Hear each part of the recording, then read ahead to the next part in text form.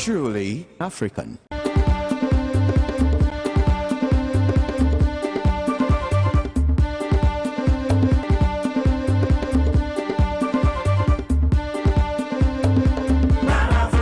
Truly African. He has labored, he has suffered to lead his people into the land of freedom. He is the Redeemer. Obviously remains the position of the minority. I only want to reiterate that the people of Ghana should expect a very strong IMF program. Unfortunately, the government is not articulating that fact. They are trying to hide from what is happening by trying to blame Ukraine-Russia war. I do not accept it, and we cannot accept that as the reason why Ghana is in this mess. We are in this mess because it is government's deliberate policy. The government has messed us up big time, and they should take responsibility for it. This is indeed self-inflicted, and the people that took us through this mess must immediately take responsibility, as the leader said.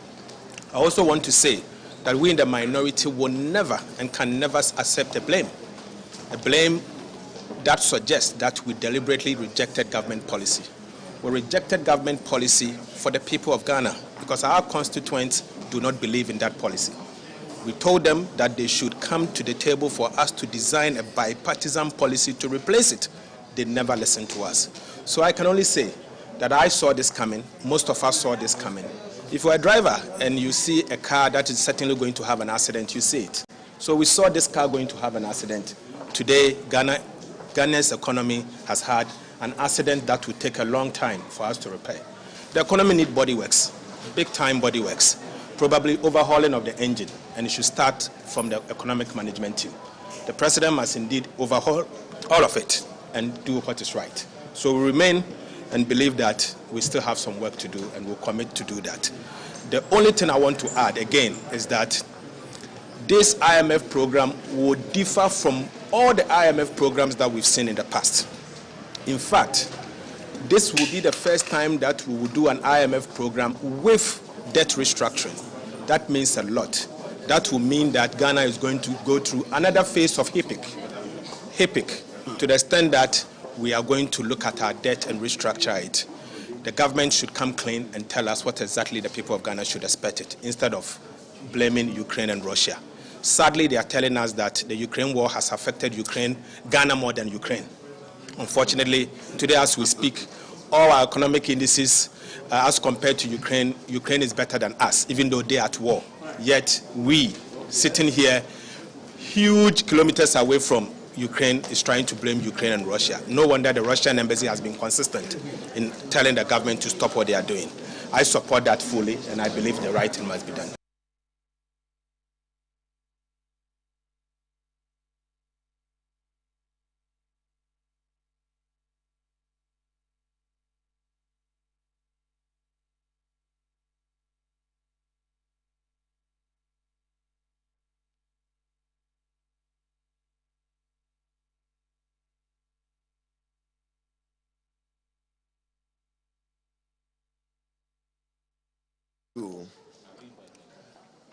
Understandably, on the 1st of July, President Nana Addo Dankwa and his chairman of the economic management team, Dr. Mahmoud Bawumia, had to beat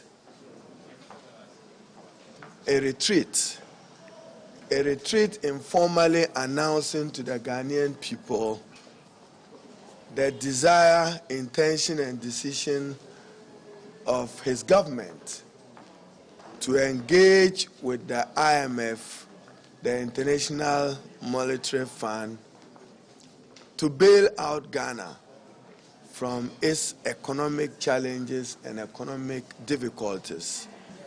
The essence of this press briefing is to state unequivocally that President Nana Addo Dankwa and Dr. Mahmoud Bawumia should take full responsibility for incompetently managing the economy to suffocating debt level, which has necessitated the retreat, for us to request an agreement with the International Monetary Fund for the restructuring of our debts. As they take full responsibility, they should. They should also take responsibility for their reckless and irresponsible borrowing and unjustified profligate expenditure, which has led us to the journey of retreat.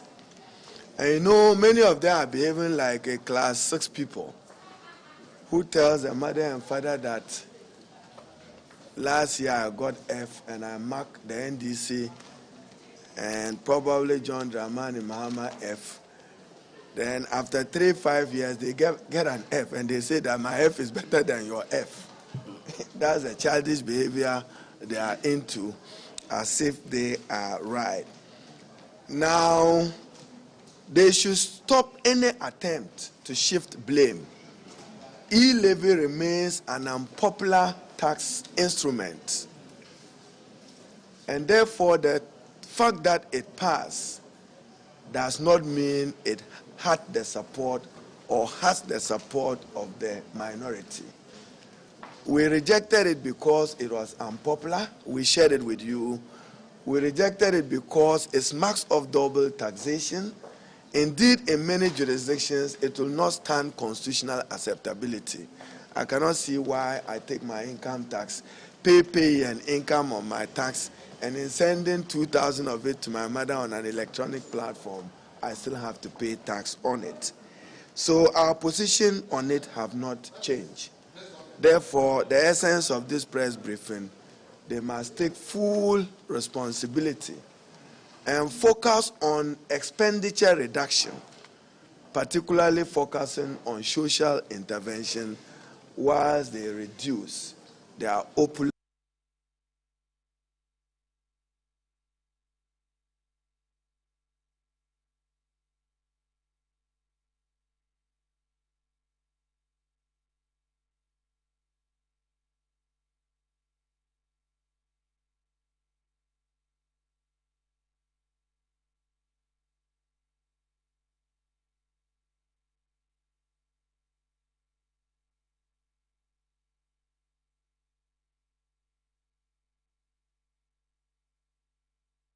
Justice. Right. Government is back to IMF. Is that a vindication? Are you vindicated as a minority when you were talking about government looking forward going to IMF? Justice, you know, I have always said it that that we in the NDC, when we say this thing is a mail, we are holding it by the balls. So this is more than a vindication.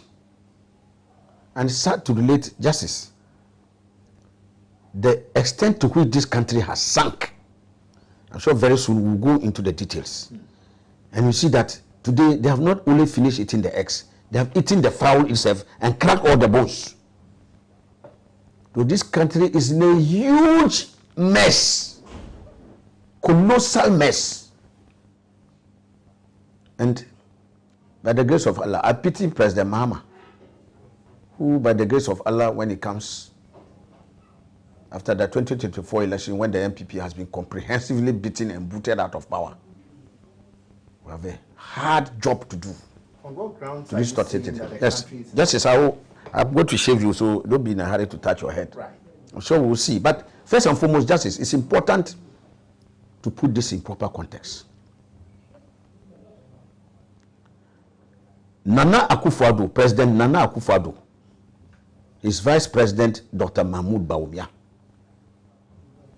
Honorable Ken Ofori-Atta, Minister for Finance, and the Economic Management Team headed by Dr. Bawumia must collectively render an unqualified apology to Ghanaians. Why? For this monumental failure. Justice, if you ride on the backs of the people to power on the strength of a claim that you have all the men You have the men of acumen. And Justice, the tape has been going viral. I'm sure you are aware. Where Dr. Bawumia said, Akoto say, Osafu Mafu, Alhaji Kenofurata, what a wonderful team. That this is the team that will transform the economy of this country to the point that no Ghanaian will know any suffering. They told us in that tape. They will transform the economy in such a way that there will be a qualitatively higher standard of living for Ghanaians. They even touted the credentials that they can do all this even without borrowing. And that borrowing is an act of lazy governance. Yes, they said that. Okay? They told us that they will so transform the economy that we will have plenty of money in our pockets. You remember? That they put a lot of money in the pockets of Ghanaians. Not so? Right. Justice. They told us that President Mahama's government in taking us to the IMF, just going to IMF alone is an admission of failure. Is it not true? Right. So if you tell us, that's why I'm taking my time to narrate all this. When they were in opposition, they will get at a very stable currency. 1 CD to $1. Today, the CD is going to 9 CDs. It's gone past 8. Fuel prices, which was at 14 CDs a gallon. Today, fuel price, Justice, is heading to 15 CDs a liter. So it's gone up almost 5 times under the reign of Nana Akufo-Addo. The cost of living, inflation. They said President Mahama's inflation was high, 15-16%. Today, inflation is, even officially, many people believe that the official figure is even higher. Officially, they say it's 26 point something percent, 27%. But I can tell you, many people will tell you that inflation is around 40-45%. Okay, Justice. The cost of living has skyrocketed. Ghanaians cannot even afford square meal one. So if you come on the back of the people with all these promises and you subject them to this excruciating level of hardship, the minimum you can do is to apologize to the people.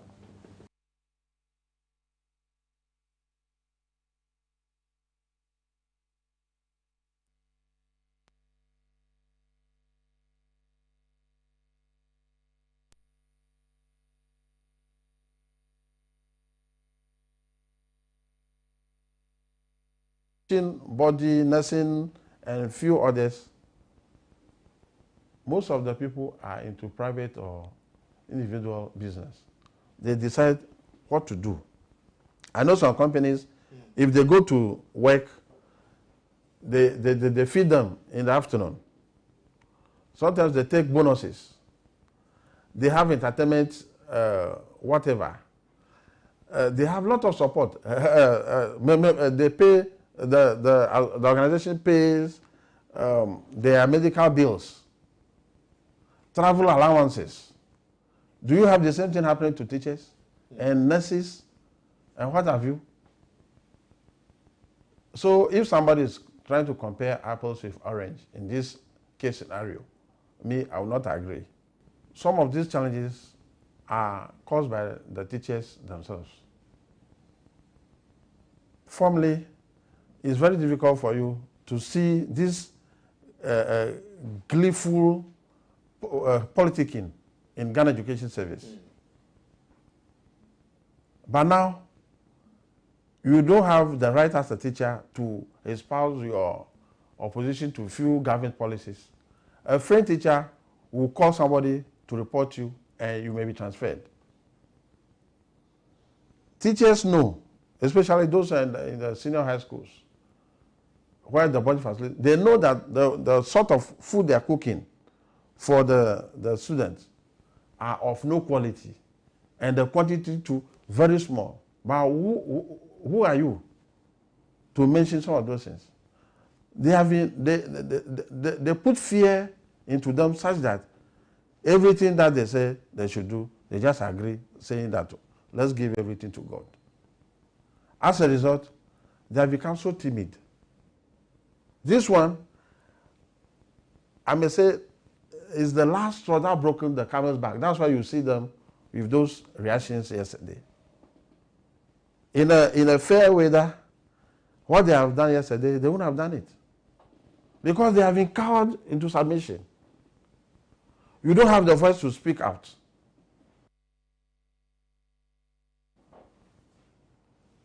Somebody, teacher, a friend, a colleague teacher will report you to a superior somewhere.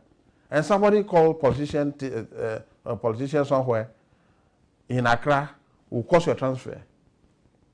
Were you not in this country when a headmaster complained that there is no furniture in his school, and the headmaster has been sacked? Those are the things. Those are the things. I've been asking myself, so if I should still remain a teacher, like the way things are going, am I going to keep quiet? Because me, I'm not trained to keep quiet. I will have been sacked. The government signaled its intention to seek support from the fund last week after several months of saying it would not seek a bailout despite crippling economic conditions. The IMF lending to Ghana will be for the balance of payment support to shore up the international reserves. The government is committed to ensuring the smooth operationalization of all taxes, including the e-levy, to ensure that, in addition to the IMF's resources, the government can continue to support its developmental goals on its own, while ensuring that the tax to GDP ratio increases to the peer range of 16% to 18%. An IMF-supported program is likely to encourage the government to investigate the factors hindering the success of the e-levy by providing technical assistance if needed and coming out with strategies to improve it.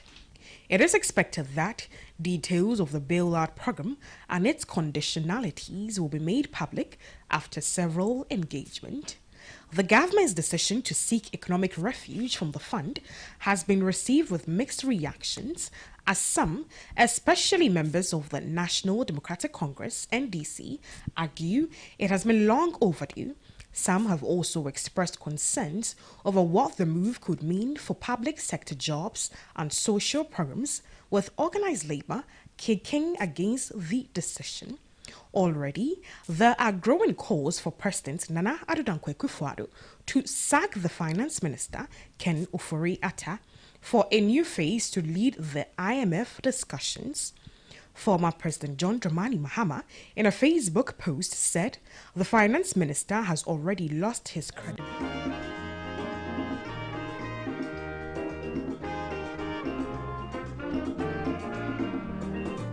He has labored, he has suffered to lead his people into the land of A very good freedom. morning to you wherever you are. Thanks for joining us on the Mother of All Talk Shows live on Pan-African Television. Good morning, and I hope you had a lovely week. Of course, we are live on your TV sets. If you're watching us on your TV set, a good morning to you. We are also live on social media. You can get us on Pan-African Television, on Facebook, or Pan-African TV. On YouTube, you get to watch us. We are live on several affiliate stations across the country. Don't forget, we are live on Radio Gold 90.5 FM. Before we move on to the issues we are discussing today, let me acknowledge that three important things are happening today. First one is to wish Eid Mubarak to all Muslims watching me currently and all Muslims attached to this show. Eid Mubarak to all of you. And then I'll take you to Omina because I understand today is the grand debut for the Bakatue Festival. And just to wish the best to the paramount chief and people of Elmina, Nana Kundua, the Sixth, who is the paramount chief of Elmina. Wish you all well. And in that regard, let me also indicate that one of our own here at Pan-African Television, the host of Good Morning Africa, had a health screening as part of the Bakatue Festival. And we'd like to extend our very deep gratitude to those who supported in ensuring that that worked out well. To Eja Mahama, I have to try some fancy this morning. And then there's Chairman Kweku. What they've told me, I forgot, But in the normal assigned teacher, we won't mean take. But in Fanti, I've forgotten what. Okay. Forgive me, I'm an everman. The constituency chairman of the NDC in KE, big thank you to you for supporting Kwame's health screening, which came off earlier. Today is the grand debate, so we wish everybody, Nana Kundia the 6th, and the people of Elmina well. And then the third one relates to me and Radio Gold, because today is the 40th day commemoration of the passing of Omanso Nanaya Okwache, due to be happening at Star of the Sea. That's already started. It was supposed to start at 8 a.m. So those are the three things I'd like to acknowledge. It's still open to all well wishes. Everybody will be there. The family will be there. Staff of Radio Gold will be there. If you are one of those who love the months of Nanaya Okwache, you can join them at Star of the Sea at Dansoman. So those are the three things I want to acknowledge before we move on to the discussion for today. The discussion I'll put into context with three different stories. The first one is a story that I'm reading from citynewsroom.com, and it's IMF support to help revive our economy. President Akufo-Addo has been speaking on that issue and speaking at the swearing-in ceremony of some new ambassadors and high commissioners at Jubilee House yesterday. These are quotes from some of the things he's been saying. He says, I am confident that with determination, hard work, unity, and the proverbial Ghanaian sense of enterprise, we will succeed, we will make it, and in this too shall pass. He continues, economies have been plunged into recession. Businesses have collapsed, lives and livelihoods have been disrupted, food and fuel prices have escalated dramatically as global and domestic inflation mounts. In our case, we have decided we have decided to seek collaboration with the International Monetary Fund to repair in the short run our public finances, which have taken a severe hit in very recent times. The IMF team has been in town as part of what the president called a collaboration. So I understand from someone who worked at the IMF that their visit this time around will be to gather data, understand our situation, do an analysis, come back, and then the negotiations start. So negotiations are not starting immediately. What they are trying to do is get a real sense of the kind of economic situation we are in. They have been in town. Then we'll also discuss, because in the wake of us trying to get an IMF program, there's another issue that's staring us in the face. And like I said, I'll put them more into context with stories. This one is also on your line, and it says COLA is not part of contractual agreement with labor. That's according to the National Labor Commission. A few quotes from an interview has been granted to that station. It says it is an appeal. You will go, referring to what the teacher unions are asking for. It says it is an appeal. You will go and appeal, and then you threaten that if you do not listen, I'll lay down my tools. Instead of them to make themselves as if they were businessmen. I always say when we talk about government, it is not a machine that has come from somewhere to sit down. It is you and I who have the opportunity either to be appointed or voted into power to manage others. That is government. And remember, this is the Executive Secretary of the National Labor Commission speaking. He continues and says, teachers asked for 20%. And before we could say jack, over 200,000 students have been left in schools and over 65,000 teachers are sitting home when leadership of just 12 are negotiating. If the 12 are negotiating, can the rest go back to teach? Will all 65,000 have to stay home before government lessons? Remember, teachers are asking for 20% COLA. Turns out the Public Services Workers Union, with a membership strength of 27,000 workers, is also asking for COLA. And they met yesterday. They are looking at whether or not they should go on demonstration. So that's one other strike that is staring us in the face. So we're talking about the teacher strike and the demand for pound of flesh by all worker unions working for the states. And then we'll end with Nigeria. In Nigeria, because this week, very sad event occurred in Nigeria where there was an attack on the advanced convoy of President Buhari. We have been talking about insecurity in the sub-region. It's particularly much more pronounced in places like Nigeria, Burkina Faso, among others. And that attack shows the extent to which some armed groups are becoming brave, and they are not scared. They will go ahead and attack as and when they want to. So we'll be talking about that, and that will end our discussion for today. For today, I have my panel today. I'll start from my left. The General Secretary of the Convention People's Party, Nana Jantwa, is here with us. Solomon Owusu has joined us today. He's a member of the MPP's communication team.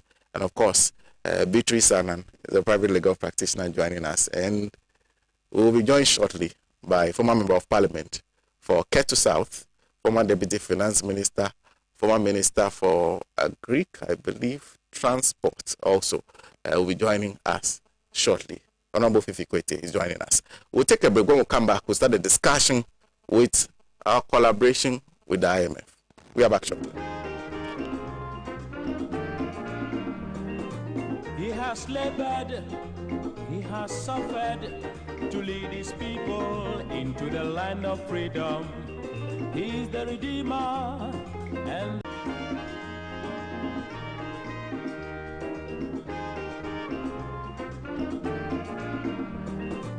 he has labored, he has suffered to lead his people into the land of freedom. He is the Redeemer and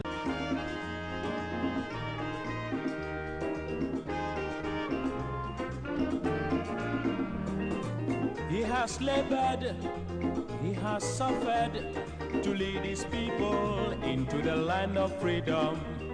He is the Redeemer and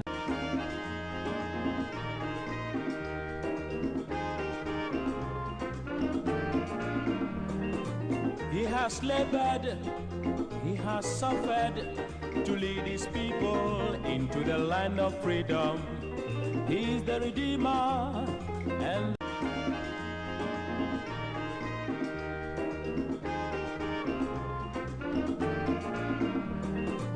he has labored. Thank you very much for joining us and sticking and staying with us on the mother of all talk shows, Alhaji and Alhaji, live on Pan-African Television on Radio Gold. My name is Sena, Nombo. Thank you for joining us once again. So we'll start with the issue of the IMF in Ghana. I will start to my left with Beatrice Annan. Good morning to our listeners and our viewers. I would have wished that this morning we'll be talking about some other refreshing topic, but unfortunately we would have to discuss, for want of a better expression, the spicing and garnishing of the mismanagement of the economy that has led us to seek an IMF bailout, which in very recent terms, as recent as yesterday, the president tried to play semantics and say that it is a collaboration.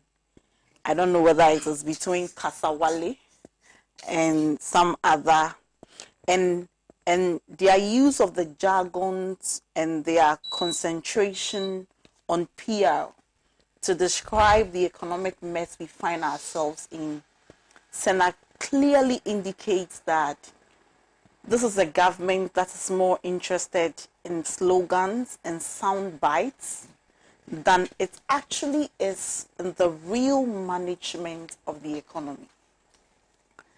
So now why are we where we are? We are where we are simply because of the profligacy and ostentatious lifestyle of government officials. We are where we are because of reckless fiscal management. We are where we are because of the high cost of corruption and many leakages that this government has created in our economy. And over the week, we've had the opportunity to have our bites on this IMF issue. We've done most of the economic analysis. We've shown that the economic indices are showing that it is clearly a case of mismanagement. But because the former Deputy Minister of Finance is here today, I will not put on my economic cloak. I'll leave all the economic calculations and all the economic analysis to him. And I want to say that there is something wrong fundamentally with this government. Devoid of partisanship, there is something fundamentally wrong with this government by way of their orientation when it comes to governance. Because as a student of economics, in very recent times, we've come to accept that the world, and for that matter, developing countries such as ours, are moving away from economic growth to economic development, so that serious economies are not interested in just the macroeconomic indices and figures by way of debt to GDP, by way of GNI per capita income, inflation. And we are saying that a collective indices by way of the economic growth must reflect in what we call economic development. And so by way of that economic development, we need to see growth in the human resource of the country. We need to see growth by way of reduction of inequality and poverty. And so consistently, when economic policies are being made, as much as the focus is on economic growth, we have to focus on economic development. And so you realize that in the NDC government, the focus was on economic development. One, you needed to reduce poverty and to increase income levels. And one of the ways of measuring economic development is through physical infrastructure, because we measure the quality of life of a person by way of life expectancy, income level, and education. And so it was important for any serious government to invest in infrastructure. And you realize that when it comes to the debate of infrastructure, I mean, it's not even a debate, for want of a better expression, because the NPP government cannot debate or should not even be allowed to come to the table when the debate is about infrastructure. Because from roads, housing, school, you could see that there was a conscious effort on the part of the NDC government to develop that aspect. When you take the issue of energy, when the NDC came to government in 2009, the electricity coverage of the country was at 66.7%. By the time we were leaving power, it was 83%. And so we had added almost 15% by way of electricity coverage. This government is doing on the average 0.2% per year. And so even by way of the quality of life when it comes to access to energy, you realize that although we were faced with the challenge of doom so, we were responsible, we took charge, and we brought the Kapa, the Asogli Phase 2, the Ameri, which today they want to relocate at a cost of $36 million, almost the cost of the plant itself. In the area of water, you realize that we had the Kong water project, which was supplying over 40 million gallons per day. We had the Accra Tema metropolitan water. We had the Sawam water project. So in every aspect of the economy, there was a conscious effort to invest so that we will build the right foundation to move on to economic development as we look at economic growth. And one would have expected that with all the investment in that area. And so if you look at even the macroeconomic indices, we were doing infrastructure at, by 2016 at 5.6%. They are doing 1.7%. Even when it comes to our expenditure by way of expenditure to GDP in education, health, we were doing in percentage terms more than them. And so the reasonable expectation is that for a government that campaigned highly and said that at the time we were building 200 secondary schools, they are now exiled economic talisman said, if NDC was doing 200, we would do 600. We were building UGMC, Rich Hospital, Tamale Hospital, TEPA, Bank of Ghana, and all the hospitals across. In fact, the plan was to build a 6,200 bed hospital across the nation. We had built about 1,200 chips compound. They said they were going to transform Ghana into a Dubai medical city. And so on the back of these deceptions, then we gave them power. When we gave the power, we didn't even hand over power in an, without anything in the coffers to this government. We left economic buffers, what we call economic buffers, so that in the event that the country found itself in some shock, we will fall on these economic buffers. Because prior to we coming to power, we didn't have all these economic buffers. We left them the stabilization fund, the heritage fund, the sinking fund, the Ghana infrastructural fund, road fund. We created all these funds with substantial savings because we had learnt our lessons from the world economic crisis, having come out of HIPIC and the President Kufuor. When we came to power, we realized that with the benefit of hindsight, these are some of the things we can do to put Ghana as the gateway to West Africa again, as we have been known for. Then they came to power and they saw all these monies. And that is what happens if you don't have a plan. But what you have are sloganeerings and things that you want to be remembered for the purposes of campaign, but not plans. In the space of 6 years, you cannot lie consistently for 6 years. At a time, the economy will expose you, and the economy has badly exposed this government. Because as we speak, as we sit here, for every macroeconomic indices, which is very bad, we have to compare it to 30 years ago.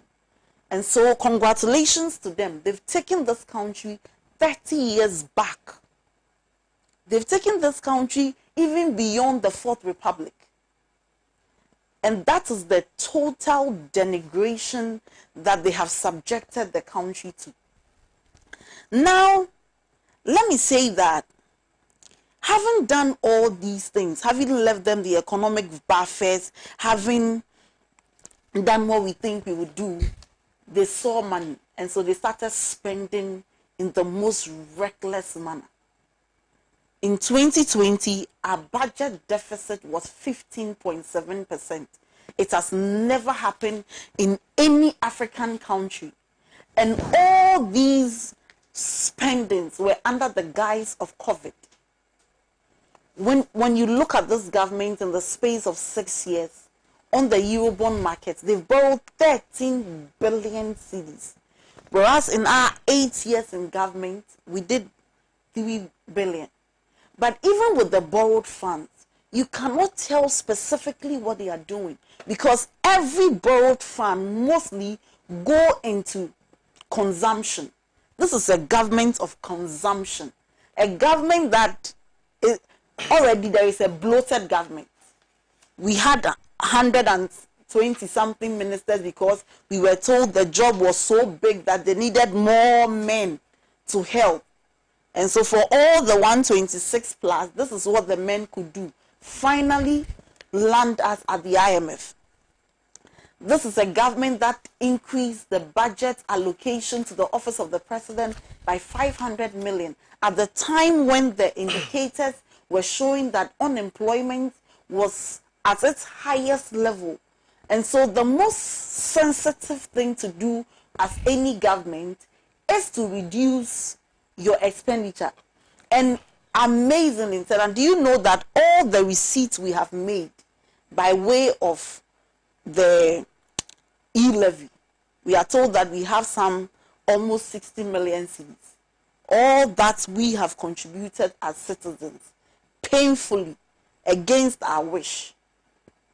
The money the president spent to hire presidential private jets between January to September 2020 is 62 million. So it is more than all the tax revenue that has come in by way of e-levy. And so even though we were told that the e-levy was, we were put to an election to either choose the e-levy or to go to IMF, we will still go to the IMF if the total receipts we have received from the e-levy is more than what the president has used to fly. That is dangerous and it's serious. And they don't care, and you get their communicators defending it with their chest when they haven't even been able to afford 3 square meals a day. Now, you realize that one of the biggest excuse for all the discussion about the IMF and why we have had to go there is COVID. So now COVID was our blessing, even though COVID ought not to be a blessing because it was a pandemic. Because in COVID, we received $2 billion from the IMF. That money we received, you know, we've been to the IMF 17 times. If you calculate the total monies the IMF has given to Ghana by way of support when we sought the IMF bailout, the money this government received during COVID, which is the 2 billion, is more than the combined support that the whole country has received in the space of about 30 years. Because in 2015, when we went to the IMF, they gave us just about $950 million. And so without any IMF bailout, you were handed $2 billion. We should not be going back to them after a year. It shows that I don't even know whether it's a question of incompetence or it's a question of recklessness or just a sense of irresponsibility on the part of those in charge of the economy. Because it should not be the case. And when you say it, they are quick to say, oh, Cote d'Ivoire, their favorite country. Cote d'Ivoire is even going to IMF. That assertion is a lie. And I heard the Minister of Information say that on City FM. Cote d'Ivoire is not going to IMF. In fact, after the COVID, the IMF assessed Cote d'Ivoire. And I have here the IMF report dated 17 June 2022, which I want to read.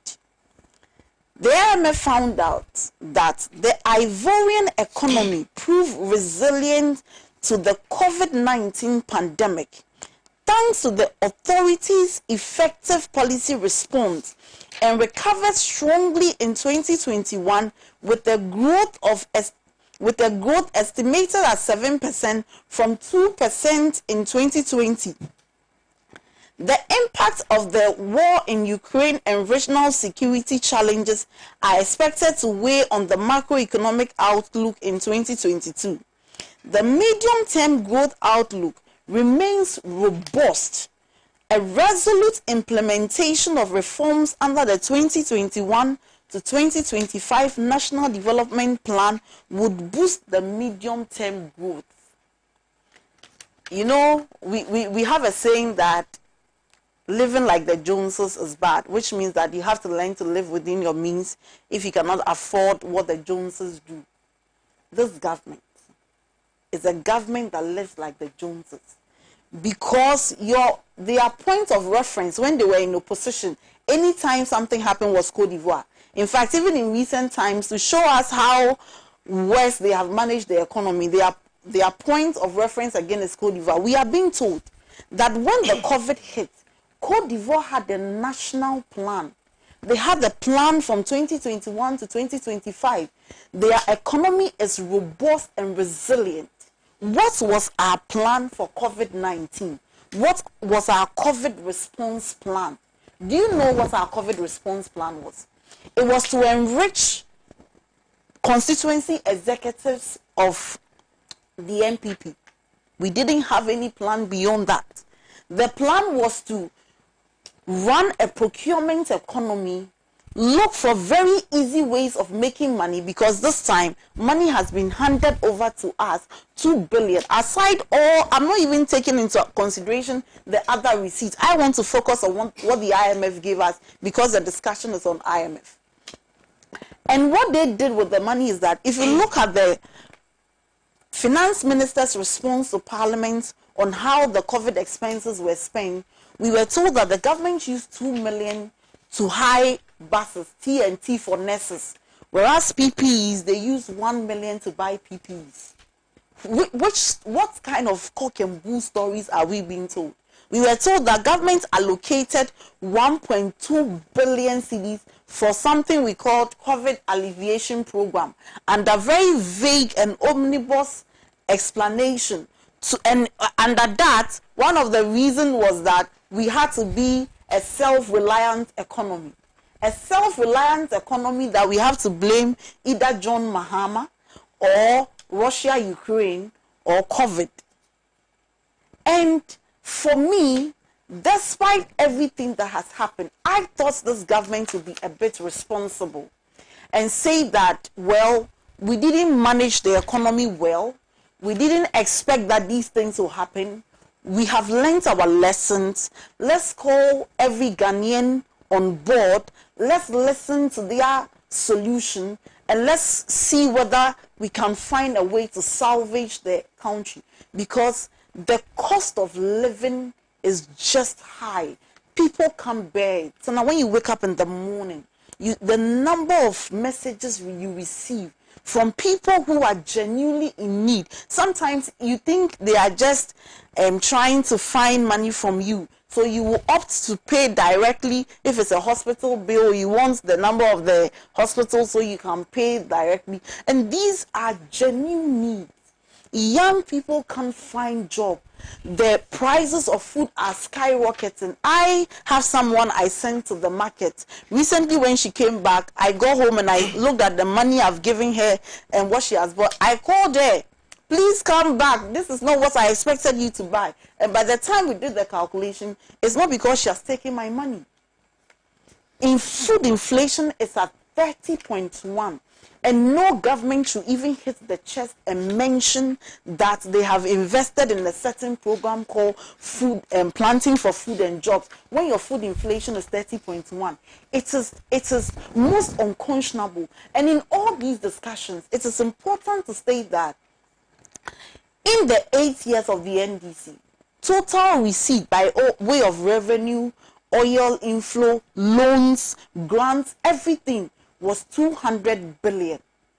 And so now you could see the monumental development. At a point, they were trying to ridicule President John Mahama, and they were calling him Commissioner General because he kept commissioning huge infrastructural projects.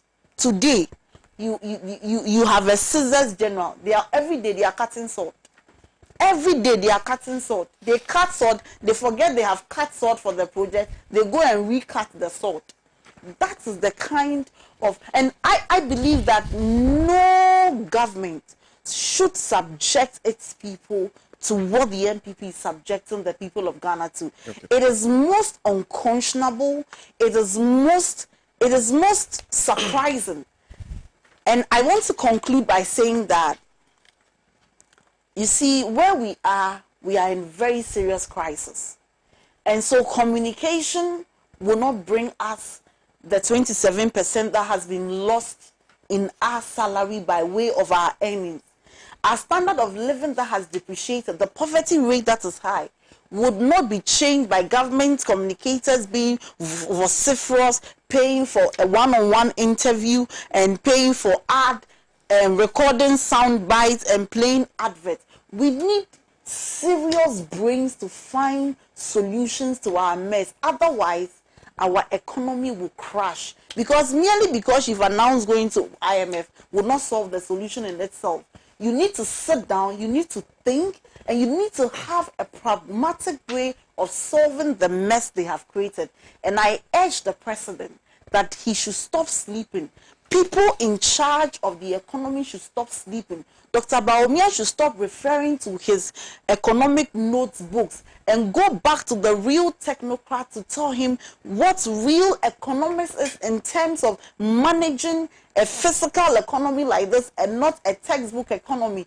And let us all have our liberty, because hardship knows no NDC and knows no CPP and knows no MPP. We are all Ghanaians and we'll all feel the heat at the same time. Thank you. Thank you. Well, the discussion is on the IMF coming to Ghana, and a couple of comments that you've been sending to us. This positive change in Medina, who says every failure in life is always throwing eyes around to look for failed colleagues just to soothe his heart. They never look for successful ones and learn from them. MPP is now all over searching for other countries going to the IMF. Friends of the IMF. Ghana is indeed at a crossroad. That's coming from Positive Change in Medina. Thank you. There's Eric Okusepan who says, Sena, a democracy where the leader could not own up and take responsibility for their actions and inactions. Such a democracy is a sham. Visionless leadership, the bane of our problem, because they are introvert thinkers who measure their achievements in politics as personal fortune and property acquisitions, hence are going back to the IMF. There is Abdul Salam Kasogu who says, Ali Masri once famously said, and I agree, that God gave us wisdom not to abandon logic, to pray and fasting, because logic is an aspect of prayer. It continues, we cannot continue fishing by climbing trees. Today, the MPP government is doing exactly that because they have more revenue and borrowed money and borrowed more than any other government. Yet they decided to share it to family and friends. But it's not. It should not. It does not amaze me, because when God wants to destroy a country, it makes the leaders impervious to reason, and this is the case of our countries. Denise Akwete is also joining us. Says Ken Oforiatta told the world that those Ghanaians who earlier advised that the government should seek IMF support are not only naysayers but short-sighted. Impliedly, and today, the same person and his government are crippling and wobbling to the IMF for support for the self-imposed mess created largely as a result of irresponsible 2020 electioneering expenditure, profligacy, and corruption. And when some demanded that Ken Oforiatta and his likes apologize to Ghanaians for their earlier comments, we have some partisan people asking to apologize for what? As if calling one short-sighted within the given context was a compliment. What arrogance. Alhassan Hamdan is also joining us. Says the evil man does lives with them. This MPP government has made me believe in the law of karma, because everything they threw at JM has come to bite them. Okay. Yeah. He said, I plead with the IMF to duly do research on this MPP government and their so-called project before doling out any money. If they want the real truth, they should just Google the name Baumia, and I'll see any to seal their fate. There's a Jabata in Adenta who says the teachers' union leaders should stand firm. They shouldn't give up. I plead with the IMF to duly do research on this MP government and their so-called projects before doling out any money. If they want the real truth, they should just, okay. I think I've read this one. There's Critical in Tatal who says signals to go to IMF bailout were all clearly written on the walls when e-levy was about to be introduced, but the NDC marshaled all forces to sabotage the e-levy. Then the only alternative left is to resort to IMF. Government invested heavily to save lives of Ghanaians from COVID-19 fatalities of the world.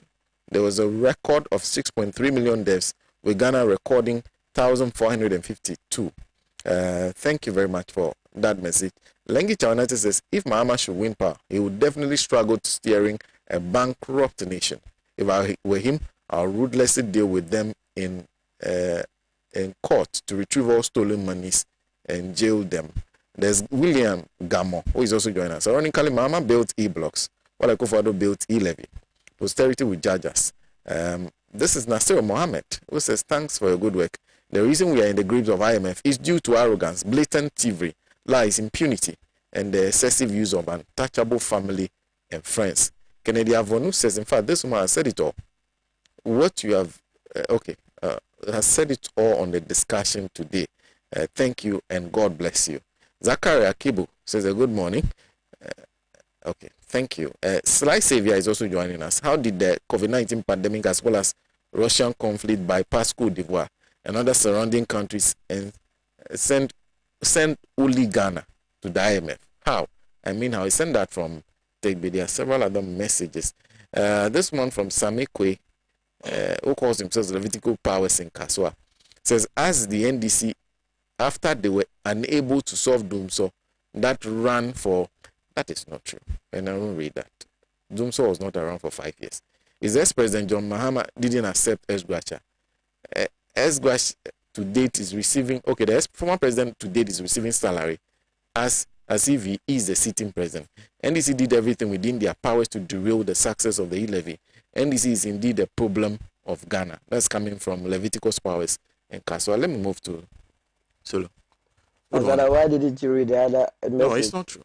Which one is not true? The number of messages that you have read that are not true, that one should have been, point them out. Because point them out. Someone is telling you that the government of the day has stolen the money. Thieves. Who is a thief in this government? You read it. So if someone is saying Dusa had run for 5 years, it stands to reason that you read. At the end of the day, then you challenge the person on this merit. But I did challenge it. No, but you said you will not read it. I said, that is my but then I stated that Dumso will not last for 5 years. That is another matter that it ran for how many years? Please, how many years did it run for? Anyway. The topic is IMF. Good morning, co-panelists, and good morning to your cherished listeners. Did you say, Amina, there was a health screening that took place over there? Yes, it was put together by Kwame Usudan. So yes, I want to thank Kwame Usudan for putting up such a wonderful program. I passed through and then realized that they had the much-needed attractions, and I wish that he continuously pursued this agenda to safeguard the good people of Mina and SMR. So kudos to Kwame Usudan for a yeoman's job. When you listen to Beatrice, you would, if you are a first timer in Ghana, you would feel that Ghana was in paradise between the years of 2009 to 2016, and that Ghana entered into hell between 2017 to date. And you would wonder why Ghanaians will reject a government that was providing heaven twice, 2016, 2020, and opt for a government that is providing you with hell. And so on the basis of this, it tells you that she only came to appease herself and the teeming supporters of the NDC. But be that as may, we will still give the facts and let the world know where we have come from, where we are now, and where we are going. We are talking about the IMF. Let me also lay this emphasis that it has become an issue because of some utterances of yesterday. I have to be frank. What we are doing today, or what our opponents are saying today, is more or less equalization. Nothing more to it. Because Ghana, under the able leadership of my sister's party, the CPP in 1957, joined the IMF. It's a global fund. We are a member of it, 190 countries. And when you are part of an association, I believe that as an old boy of a secondary school, when you contribute your dues, and one way or the other, you find yourself in some form of difficulty, and you go back to them that, hey, give me part of my contributions for now, so that tomorrow when I'm a bit relieved, I'll come and replace it. What is the big deal about it? There is nothing wrong with it. But whatever is taking place today is all about equalization. Again, it must be put on record that our government is not a reckless government. It's a government that has steered the affairs of this country very well from 2017. And the figures are there for everyone to see. Look, we took over an economy that was growing at 3.4%. My sister was saying we should not resort to data. She ended up resorting to data throughout her presentation.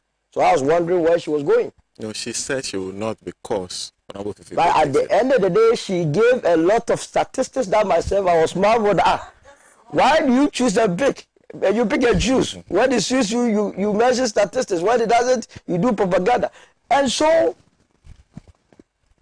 the government took over an economy growing at 3.4.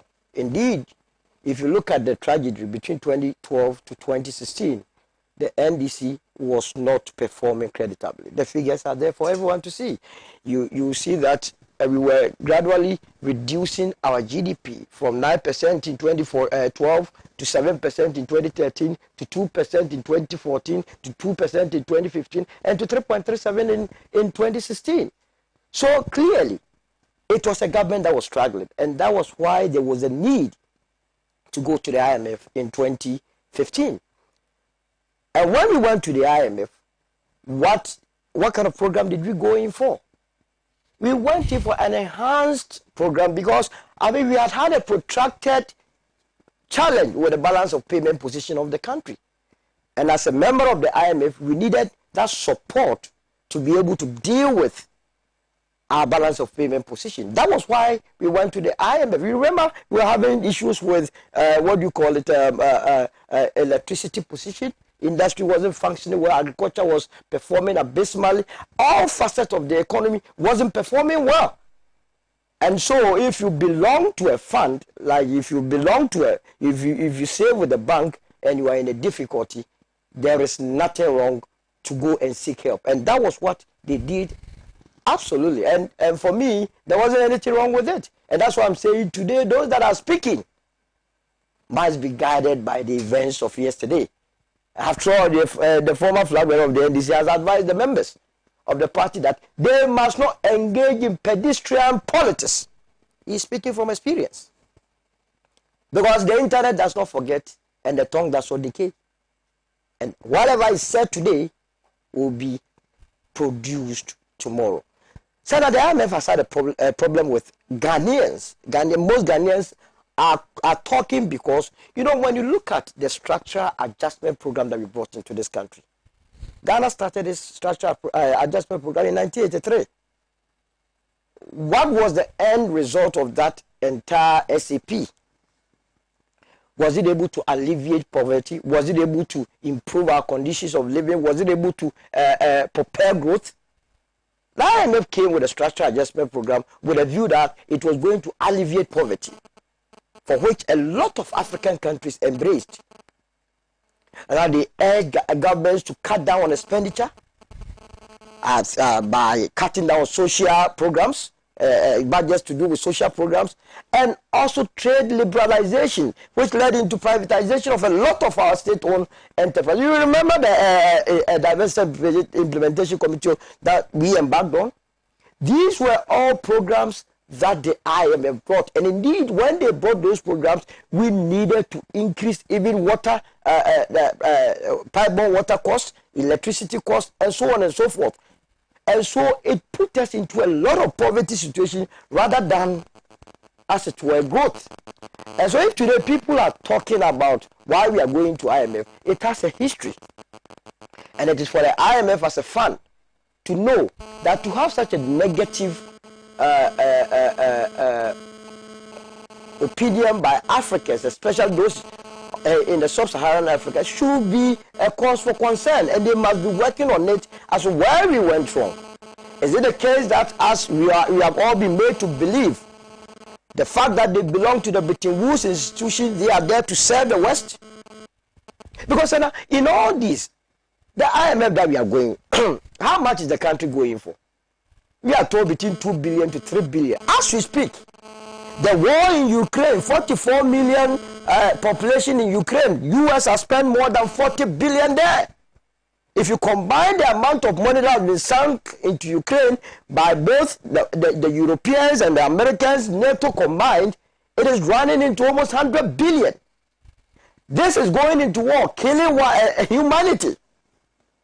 But when human beings are having to deal with the issue of bread and butter, Ghana is struggling for 2 to 3 billion. It tells you the psyche of this world. And that as a country, we must do everything possible to be able to move away. It is not always the best. If you have your own resources, you don't have to resort to banks. Because whenever a bank gives you money, banks will definitely give you conditionalities. The essence of it is that it will help them to recoup their invested money. So if a bank gives you money and knows that, hey, Sena, you are sitting in a Lexus, the bank will tell you you have to stop that. Because your continuous use of Lexus will mean you are going to spend more on maintenance, you are going to spend more on fuel, and so it will not enable you to come and pay. Whereas if you had your own money and then you were doing your own thing, who would give you that condition? So where we are now is that we need money to sort ourselves of the balance of payment problems that we have, the short-term measure that we need to be able to move on as a country. And that is why we have resorted to the IMF. The tax measures that we have is not yielding the much needed revenue currently or immediately to be able to deal with our balance of payment positions. And therefore, we are a member of the fund. We have an option with them. So you go in and take them, and whilst you wait for your tax handles to rake in the much needed revenue so that you are able to deal with it. And this, for me, there is no problem. But you see, the whole episode of our going back to the IMF, this is going to be free. And don't forget that we have not entered into any IMF program yet. Negotiations have just started. We don't know where it's going to end. So we can only speak to what has happened in the past. Nobody can have any document to speak to that this is our conditions, this is the kind of program that we are going to enter into. So we can only deal with the past records of where the IMF has led us to. You get my point. So the IMF in the past, the monies that they have given to us, which areas did we invest? What sort of conditions were given to us? How did they help our economy? That is where, for me, must guide our negotiations in terms of meeting them. You remember the 2015 program. It was that program that led to a freeze in the public sector employment. Is this something that the country wants to follow through? As a country, are we prepared to cut our expenditure in that line so that more public sector employees suffer? It's a question that has to be answered. But beyond that, the problems with our economy has to do with the structural nature of our economy. Then we have been operating the Gorgeousberg economy for so long a time. Over-reliance on gold and cocoa without processing it into semi-finished or finished products. And so the amount that we are able to realize from this Gorgeousberg economy is unable to meet the numerous expenditures expected of this country. But guess what? And that is why I tell you that we must know where we have come from, where we are, and where we are going. The government, on assumption of power in 2017, decided to tackle head-on the nature of our economy. The over-dependence or import, which is as a direct result of the structural adjustment that we entered into the trade liberalization, we needed to tackle it. And so government decided, through all facets of the economy, to engage in some form of structural reforms. Let's go to the trade and industry sector. Because if you look at our import bills, for instance, number one on the agenda is the importation of automobile. A country that imports close to $1.6 billion worth of vehicles and spare parts. If you're a country that really wants to help yourself to deal with the issue of not going back to the IMF, it means you have to do something about the automobile industry so that you do not spend close to 1.6 billion in importing vehicles and parts. So what did we do there? We decided to put forward an automotive development plan or policy. In that policy, the main objective is to be assembling vehicles here and also produce or manufacture components of vehicles. That policy, when well executed, currently there is no reason for me to doubt the success of that policy. If it is even able to halve our import position, you are saved with forex. There is no pressure that is going to be brought onto your balance of payment position. That policy has been able to attract 5 to 6 leading automobile companies into this country, i.e. Toyota, Nissan, VW, and so on and so forth. That is a government that is thinking ahead to take us not to take us back to IMF. Now, to further deal with the structure of the economy, we have introduced what we call strategic anchor industries. You go back to your import positions. What are we importing? How do we reduce those importations? So the strategic anchor industries basically has to do with the establishment of petrochemical industries in this country. And what I'm saying is not on paper. These are policies that the implementation has started. Because with the petrochemical industry, you are going to, the outcome of it is going to be the production of plastics, the production of fertilizer, the production of bitumen, and so on and so forth. If you are able to have the importation of fertilizers, why are we crying today? Why are farmers crying today for not getting fertilizers? Because there is a war in Ukraine. Have you thought of we as a country having our own fertilizer plants here, producing? Are we not going to be in a position to export in these times that Russia and Ukraine are fighting? So that is a government that is thinking ahead. That the petrochemical industry will be able to bring forth plastics, fertilizers, bitumen, and so on and so forth. We have looked at our import bill again. The whole of Africa annually, we import about 70% of our pharmaceutical needs. So as part of, which translates to about 30 billion, West Africa importing 70%, translated to about 5 billion. Ghana as a country importing close to about $700 million.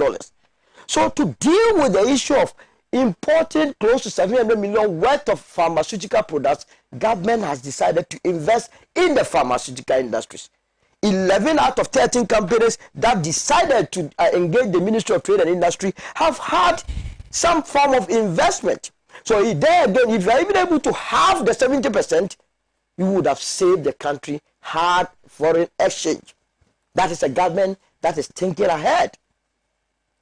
I have told you that the country doesn't want to rely on, as it were, gold and cocoa anymore. So we have identified other non-traditional crops which will come in. Mind you, last year, 2021 alone, Ghana was able to rake in about $3.3 billion from non-traditional exports. So it's accepted that if you're able to do it well, it will take the country far. So we have identified palm kernel. Because palm oil, let me say palm oil, fruits. Because we know the amount of monies Malaysia is raking. And these are, all these I'm telling you, are not issues on paper, but on the ground. We are going to develop it. We are developing the salt industry.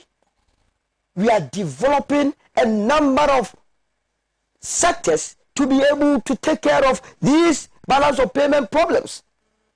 You know that we import close to 60% of our steel and iron needs from, i.e., Ukraine or Russia. And so what has the government done? A government that is thinking ahead with a view of dealing with the structure of the economy has put together an integrated aluminium bauxite policy together with iron and steel so that we can be producing the steel, the iron, and so on and so forth that industries need locally. That is a government that is thinking ahead, and it's part of the transformation agenda. Now, to add it all, we have brought a policy called the One District, One Factory, so that we harness the potentials of every district. So that, for instance, if Beatrice, yes, sitting here, knows a potential in her district and believes strongly that it is a venture worth entering, all Beatrice has to do is to put together a comprehensive business plan which will be vetted by the ministry, and if it sits well with the ministry will give approval, and Beatrice, together with the partnering bank, can go there and seek financial support. And guess what? Whereas those that are not involved in the program are borrowing at, say, 20% in the open market, government, a forward-looking government, is providing a subsidy on that interest rate. So those that are involved in the One District, One Voucher program are enjoying 10% interest rate. Yet again, I believe it's even on the high side. Because for us to develop as a country, we must make sure that we are doing a single-digit interest rate regime. This is a changing government. Look, to be able to have these factories fed with the raw material, there is the need to improve your agricultural situation. Hence, programs like the Planting for Foods and Jobs. The idea is to provide more raw materials to be feeding these factories. So you see the coherent policies that the government has introduced to take us back to the IMF. And that is what I was expecting my sister to tell me, that during their time, these were our policies. She couldn't. Business as usual. Because and I don't blame her, because there was none. And all these policies I'm telling you are policies that are running. Now, to be able to feed or run these industries effectively, you need human resources. People have been talking about the free SHS. That is the brain behind it. That you need to have an educated society. And under no circumstance must money be a barrier to any family or any person for going to school. And that is why when we came to power, we quickly introduced the free SHS. Free secondary school, free technical education, and we have even added the STEM education to train more scientists to be able to man our industries. Why the government? So it is for Ghanaians to help this government, to support this government massively, so that all these policies that I'm telling you can be seen through to reduce massively the huge unemployment that we have in our part of the world. It is a work in progress. We have not said we have solved all the problems that we came to meet, and of course we cannot do that, but at least we have shown the way that never again must our system continuously put us or leave us at the IMF. A government without a vision is not a government worth serving. And we believe, look, you go to the energy sector. My sister, you are saying we haven't been in Dumso for 5 years. Assuming we were even in Dumso for a year, was it a good thing that happened to this country? Look, go and check the data. Between 2013 to 2016, we had trade deficit. Trade deficit. Our imports exceeded our exports. And if you are a country, you are importing more than you are exporting, what are you doing? But successively, for 5 years on a row, this country has enjoyed surplus. You know why? Because during the regime of the NDC, there was no electricity. You cannot be producing more to be exporting more without electricity. But because our power situation has been stable, we have been able to offer you with successive trade balances or surpluses in this country. That was what was able to even stabilize our balance of payment position. Other than that, this country would have joined the IMF long ago. Again, people talk about... And I'm hoping you'll land on this for me. Let me give you the last... people are talking about the fact that it's a reckless borrowing expenditure that has led us into this country. And I wonder what we do to ourselves by saying that. Sena, which budget does not pass through Parliament? Are they by that telling us that it is the parliamentarians that are aiding the executive to engage in reckless expenditure in this country? Because budget is simply expenditure and revenue. And every money that the state expends passes through Parliament. So if Parliament approves a budget and government utilizes it, where lies the recklessness? And indeed, if you check our growth position, in 2017, we were doing 8%, in 2018, 6.2%, in 2019, 6.5%. Why would anybody believe that all of a sudden our growth rate dropped to 0.4%? It means the impact of COVID was real, and nobody can discount that. Currently, we are even post-COVID, we are doing far better than the NDC. We are doing 5.4%. So how would anybody, anyway, she rightly said that These two parties are not comparable. And indeed, the figures available shows that we are par, and that under no circumstance would the Ghanaian make the mistake of entrusting the destiny of this country back into the NDC, because it will not serve the interest of this country. Ghanaians must have full assurance in this government, based on all the policies I've enumerated, that we will take you out of the IMF, and then never again would we go back there. I'll end here. Thank you. Thank you, Solomon. Just a few messages, then I'll go to Honorable Fifikwete. This is Koblavio Pokwasi Bengazi, who says Ghanaians are now getting to know John Mahama well as best president of Ghana. So far, due to the magnitude, President Akufo-Addo, due to the magnitude to which President Akufo-Addo has destroyed Ghana, Ghana is in a mess, and the government of President Akufo-Addo, cement is expensive, food, lorry fares, and fuel prices very high, etc. It is out of high prices of goods that Ghanaians have realized that John Mahama managed Ghana better during his time in office. There's also Akwesi Kisi from Gomuankra, who says Nanado, his government, year of rules program, not knowing year to IMF. Nanado is worst ever president to happen to Ghana since independence. Sena, please, where is our economic wizard, our vice president? What a failed government of Nanado. MPP never again. Thank you for that message. This is Komla, who says some of us are not surprised about where Akufo-Addo has brought the country to. A man whom his own friend told us sold his father's properties to do politics. A man who was accused of diverting his party's funds into his personal account. A man who imported mercenaries into the country to attack the pillars of power. Why would anyone be surprised how badly he is running the country? Thank you, Komala, for that message. Some more. This is coming from Anko Inho, who says Ghana's economy is in shambles and such. There is scarcity of commodities, low productivity, inequality in income among persons, even among regions, and attendant mass poverty, so that the majority of Ghanaians are presently excluded from partaking, even at a minimum, in the consumption of the good things of life. And many Ghanaians cannot even afford regular, balanced diets, adequate housing, health care, and clothing to satisfy their basic needs. Posterity is really judging us. President Akufo-Addo and Doctor of Economic Theory, Baumia, and MPP have failed. That's from Anko, who is in Ho. PSC Anto is joining and says, Sena, an economy under Mahama that left huge socio-economic infrastructure either completed or ongoing could not have existed in the books. And that is the difference between NDC and MPP. It is not a question of words, but deeds. This Kojo Chomboafo, who says, Sena, yesterday, our hapless president swore in 10 ambassadors and high commissioners. One of the sworn in ambassadors was an ambassador in situ. I thought I wasn't hearing right, so I checked the meaning of in situ. In situ in Latin, in situ is a Latin expression that means at origin. So in effect, the president has appointed a paid ambassador who is just sitting at the foreign ministry without a commission. He will be paid an ambassador's salary while sitting doing nothing. Now, when we say Akufo-Addo is wasteful and reckless, do you understand why? At a time like this, that we are borrowing to pay public service workers.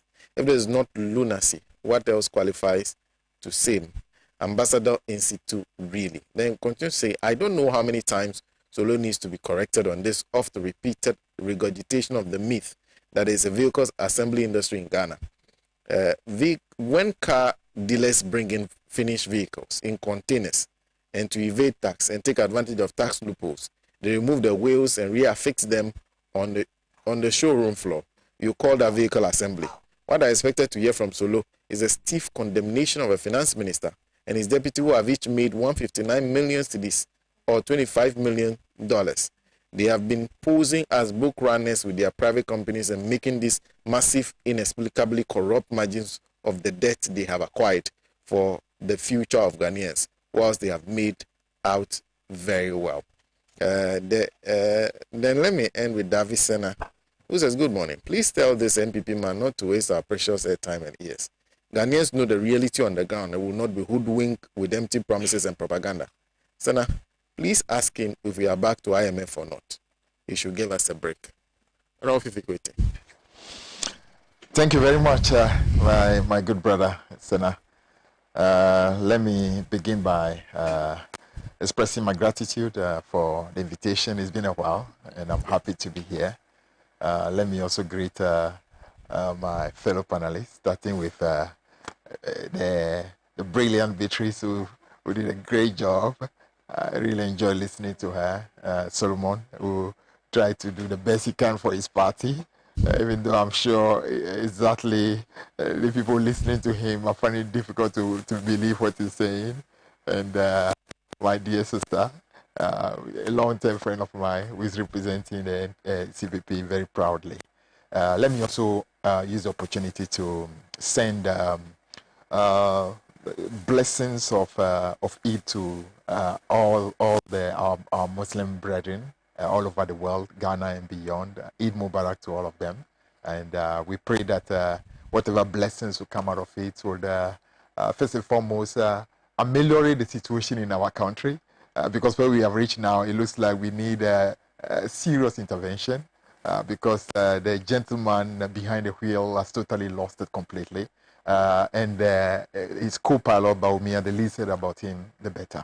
It's an absolute disaster, catastrophe, and we need to actually hope that the prayers that are coming from the Eid will be actually a blessing in order for us to see some rescue. Let me also use today to express my own commiseration to one of our key comrades, Dr. Jokoto, whose dad is being buried today, chairman of NDC Keta constituency. That's just next door to me. Actually wanted to be there as well, but a national assignment as this, it was difficult to, not to be present. So let me use the occasion to actually commiserate with him as well, and wish all our comrades who are traveling to Keta today safe journey and back. Now, so now let me begin by saying that the crisis we face in this country today is a crisis of credibility. It's a crisis of character. It's a massive character flaw that is sinking us. And as I listen to Solomon carefully, even though I understand that it is his duty to fight for his corner, my heart sank again. My heart sank again because what's dawned on me was the fact that, you see, it is said that when you are sinking, you need to stop digging. But it does not appear that our friends have realized that. You see, there are moments where you simply need to admit that I can't do it well, or I've made mistakes. And when you do that, you get greater respect and greater honor. But it looks like we are dealing with a group, and to a certain extent, you know what? We had our issues with President Kufuor. I mean, I was one of the most vociferous critics of his government. And we took him to the cleaners over many things that we thought were not right. And eventually got his government out of office. But you need to at least grant him his due. You're smart enough to accept when he was wrong. And that for me is a minimum. That for me is a minimum. You need that to be a leader that deserves respect. And I'm talking about President Kufuor, who was much younger. But we are not talking about a leader who is pushing 80 years. The oldest president in the history of our country. Now, so if there is anyone that is expected to show greater wisdom, greater love for nation, greater capacity to hold and unite a country and rise above the pettiness and the little-mindedness, it should be the leader we have today. Now, what we have seen has been an absolute catastrophe, not just in terms of competence, in terms of capacity to administer a country, but above all, taking us to what you call the levels of deception, the level of dishonor. That actually is where this country is having a crisis.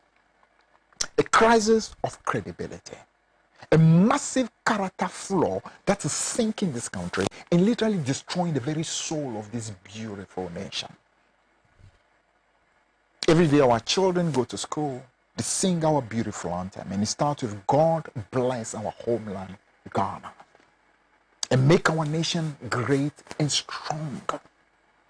And part of the national anthem says, fearless honesty. Let us cherish fearless honesty.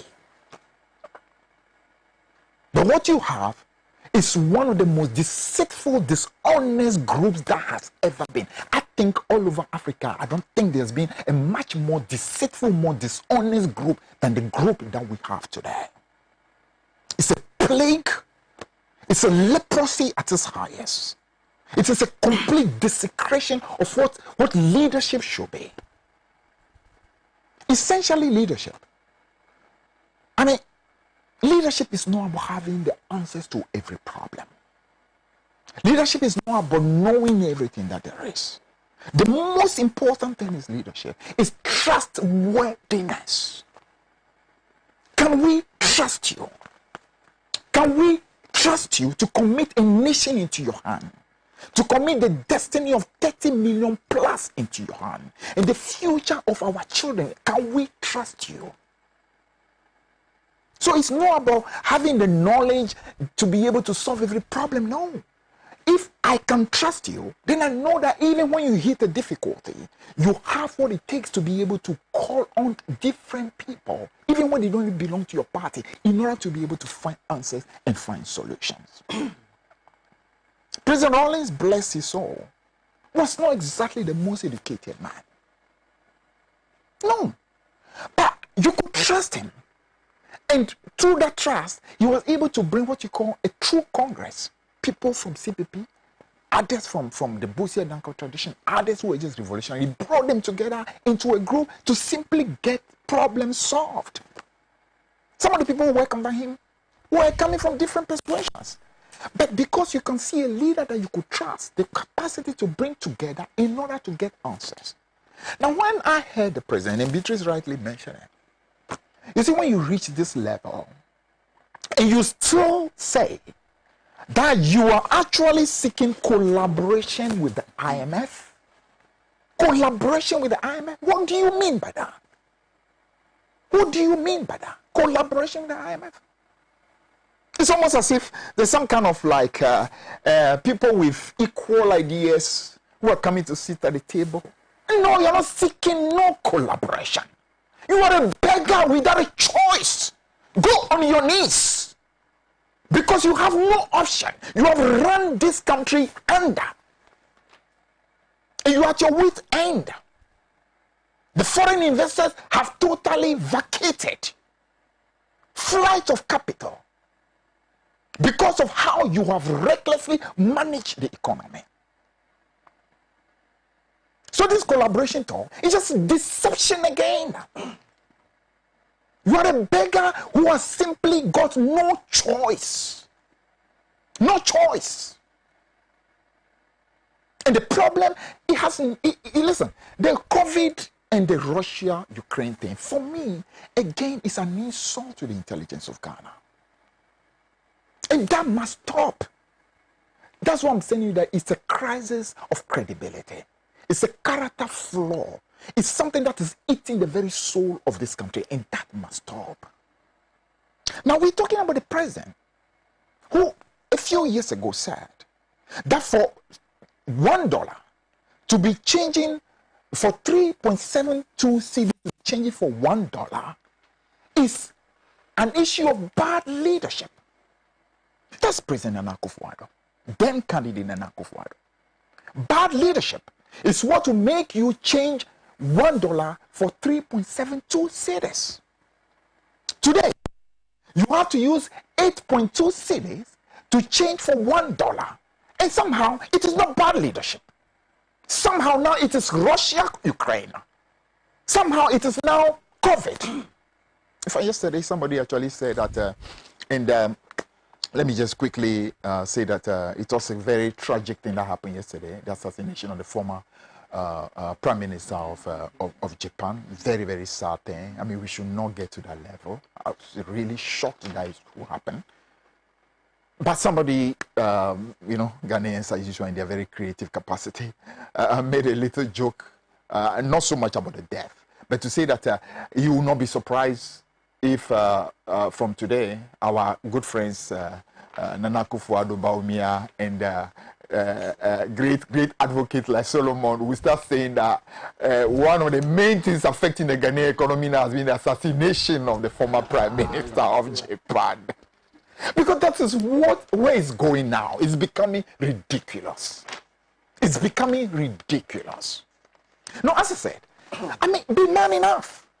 If you took on your predecessor and said the depreciation of the currency, which at the time was 3.72 to $1, was because of bad leadership, be man enough to say that what we have today, which is far worse than what happened, is because of bad leadership. Be man enough.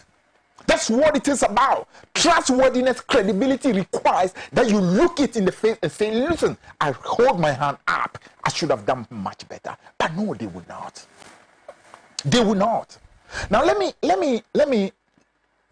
now begin my analysis. You know, where we are, we should not be. If it were not for the thinking of our friends that this business of governance is all about spin and PR. Somehow they believe that, you know what, all you need to do is to just spin the people. So first and foremost, in opposition, they created an impression that it was an easy job. Why? There's no need for borrowing for roads, Bawumia said. All he needed to do was to tow the roads. I mean, taxation is a lazy man's approach to governance.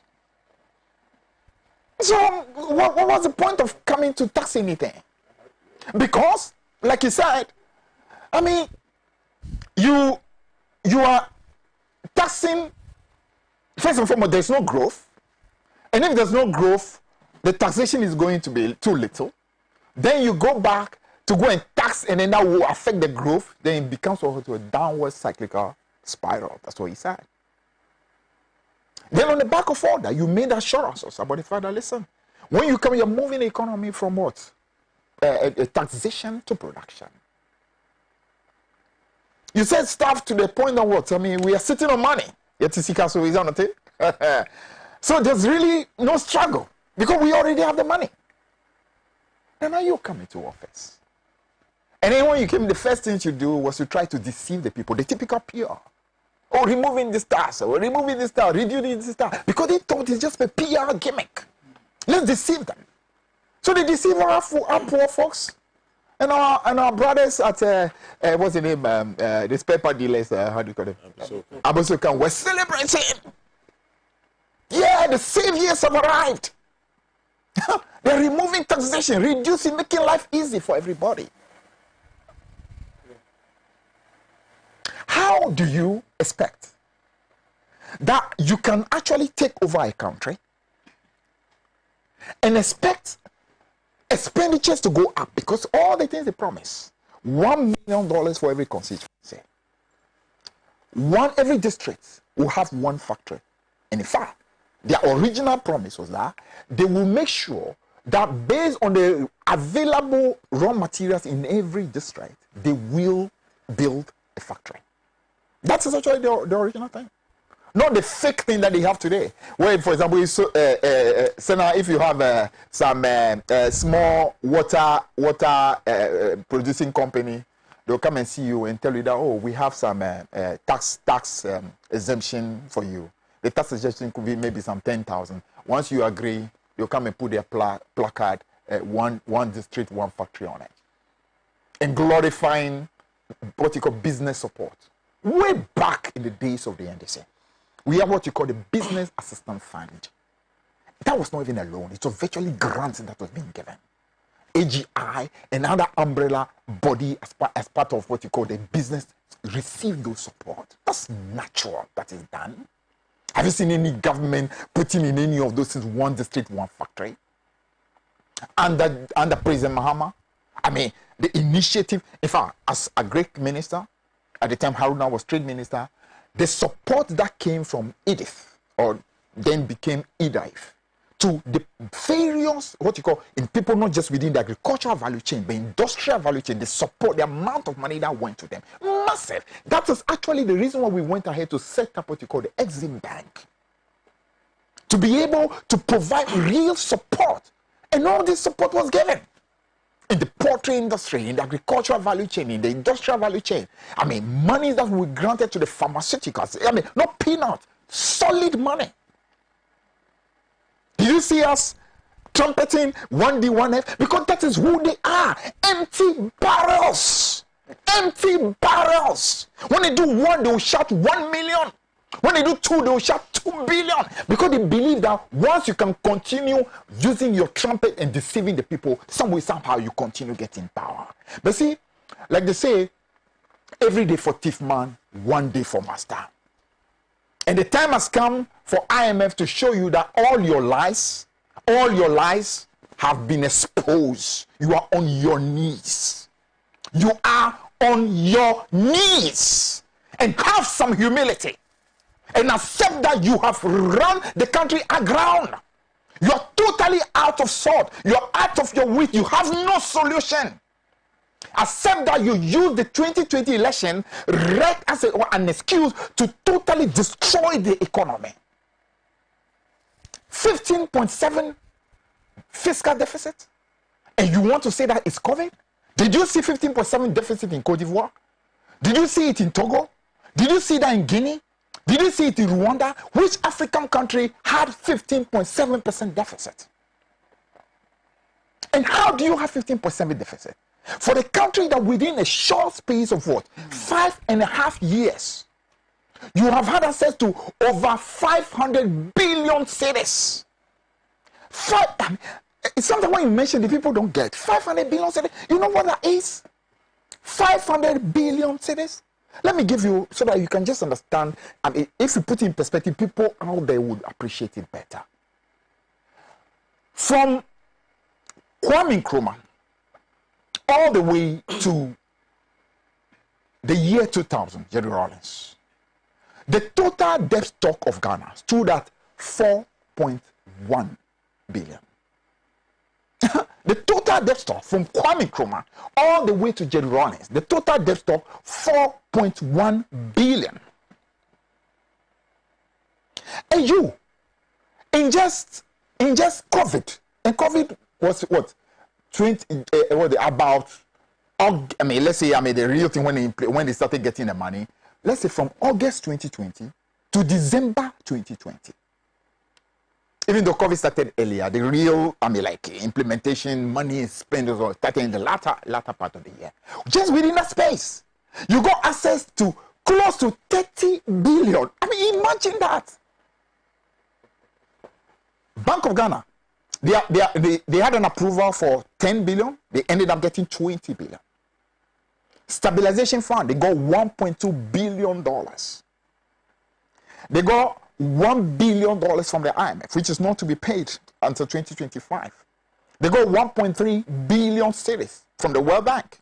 They got monies from the EU. You put all of that together, that is close to what? 30 billion. From Kwame Nkrumah to Rawlings, 4.1 billion. And within a space of 4 months, you have access to about 30 billion cedis. And you are talking about what? Fiscal slippage? You are irresponsible. In fact, this is what you call downright criminality. This is a crime being committed against this country.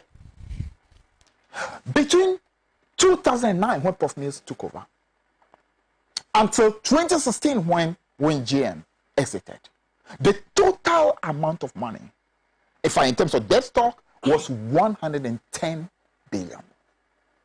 110 billion. And just within COVID, you have access to about 1/3 of that money. The money that we had used for the period of 8 years to build all the things that you can talk about. Whether it's a chewable gas, which is a game changer, or whether it is the exchanges the interchanges that you see, or whether it is the road network, or the expansion in electricity, or even the transformation of the energy sector. The solution that we brought to do so. The hospitals, the schools, everything that we have done, everything has been done with that envelope.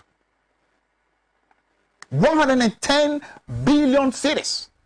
And you have just within 4 months, 1/3 of that amount. And you still say what? We are having difficulties? What difficulties? You see, when you refuse to tell the truth and continue to spin and spin and spin, you spin yourself out of control. And that is what has happened to them. Now, Solomon here mentioned a few things. Let me just try to see whether I could recall a few of them. It says, when NDC was what? Mismanaging the economy? Understand him. If this had come from maybe his finance minister or his deputy finance minister, I would be harsher.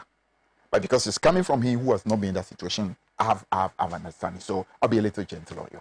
But let me just clarify it. I mean, for the public and also for you, so you don't repeat this again. Because when you repeat this again, anybody who understands what the subject matter is will have a problem with you. Listen, in 2016, when we handed this economy to you, growth stood at 3.4%. You see, what our friends don't understand is that in economic issues, you don't look at one metric and make your judgment. In 2008, when they handed over, they gave us a growth of 9.2%, which, from all appearances, will appear to be very good. And as it is, it was good. But with that 9.2% growth that they handed over in the year 2008, guess what we had? That growth was at the cost of 18% inflation. And 18% inflation, that's what happened in 2008. And that's not all. The cedi depreciated by 20.2% in 2008. In fact, the only reason why it stopped at 20.2% is because they were so much in trouble, they had to sell Ghana Telecom in order to be able to hold the depreciation of the cedi to 20.2%. That's not wrong. They handed to us at the time when we took over on January 7, 2000, when we presented the first budget, and then the second budget in November 2009. The deficit that we had was 15% cash basis, 22% on commitment basis, which was the highest in the history of our country up to that 2009 period, the highest. So when we are hearing about 15.7 deficit today, it's not. It's just history repeating itself. The same bunch of loud noise makers, but when they have an opportunity, cause trouble to our economy, it's them who have repeated it again. And that's not wrong. That's not just a deficit. In terms of our reserves, they plummeted our reserves at the end of 2008 to the extent that we could only have what you call 1.8 months of import cover when we took over. That's not wrong. Portfolio investors absolutely had no confidence in the economy. And there was massive flight as a result of the recklessness that they left behind. And that's not wrong. They left what you call twin deficits, not just fiscal deficit, but also balance of payment deficit. That's not wrong. They left massive arrears, Tor debts. Tor was on his knees. And with Tor was threatening to affect Ghana Commercial Bank. So both, and those are two important national assets. Ghana Commercial Bank was being threatened. I happened to have been on the board of Ghana Commercial Bank later in 2009, so I know exactly what I'm talking about. And we had to literally look for money, about 1.5 billion, to simply rescue both Ghana Commercial Bank and Tor. They left that behind. They left a gang of 4 roads with not 1 penny. And we had to come look for money to get all that. The arrears alone they left behind stood at about 4 billion cedis at the close of 2008. Non-performing loans in the banking sector went to as high as 20%. I hear them today talking about, oh, you left behind challenge banking sector. Oh, really? Really? 20% non-performing loans. That's what you left in the banking sector. I mean, so you can understand exactly what kind of problem they left. What did you meet with the 3.4%? With the 3.5%, first of all, you say, well, we did not have you have a trade surplus and we had trade deficit. Yes. You don't know what we're talking about. We handed you in 2016 a balance of payment surplus. Nope. Oh, you don't have a clue what you're talking about. Just chill.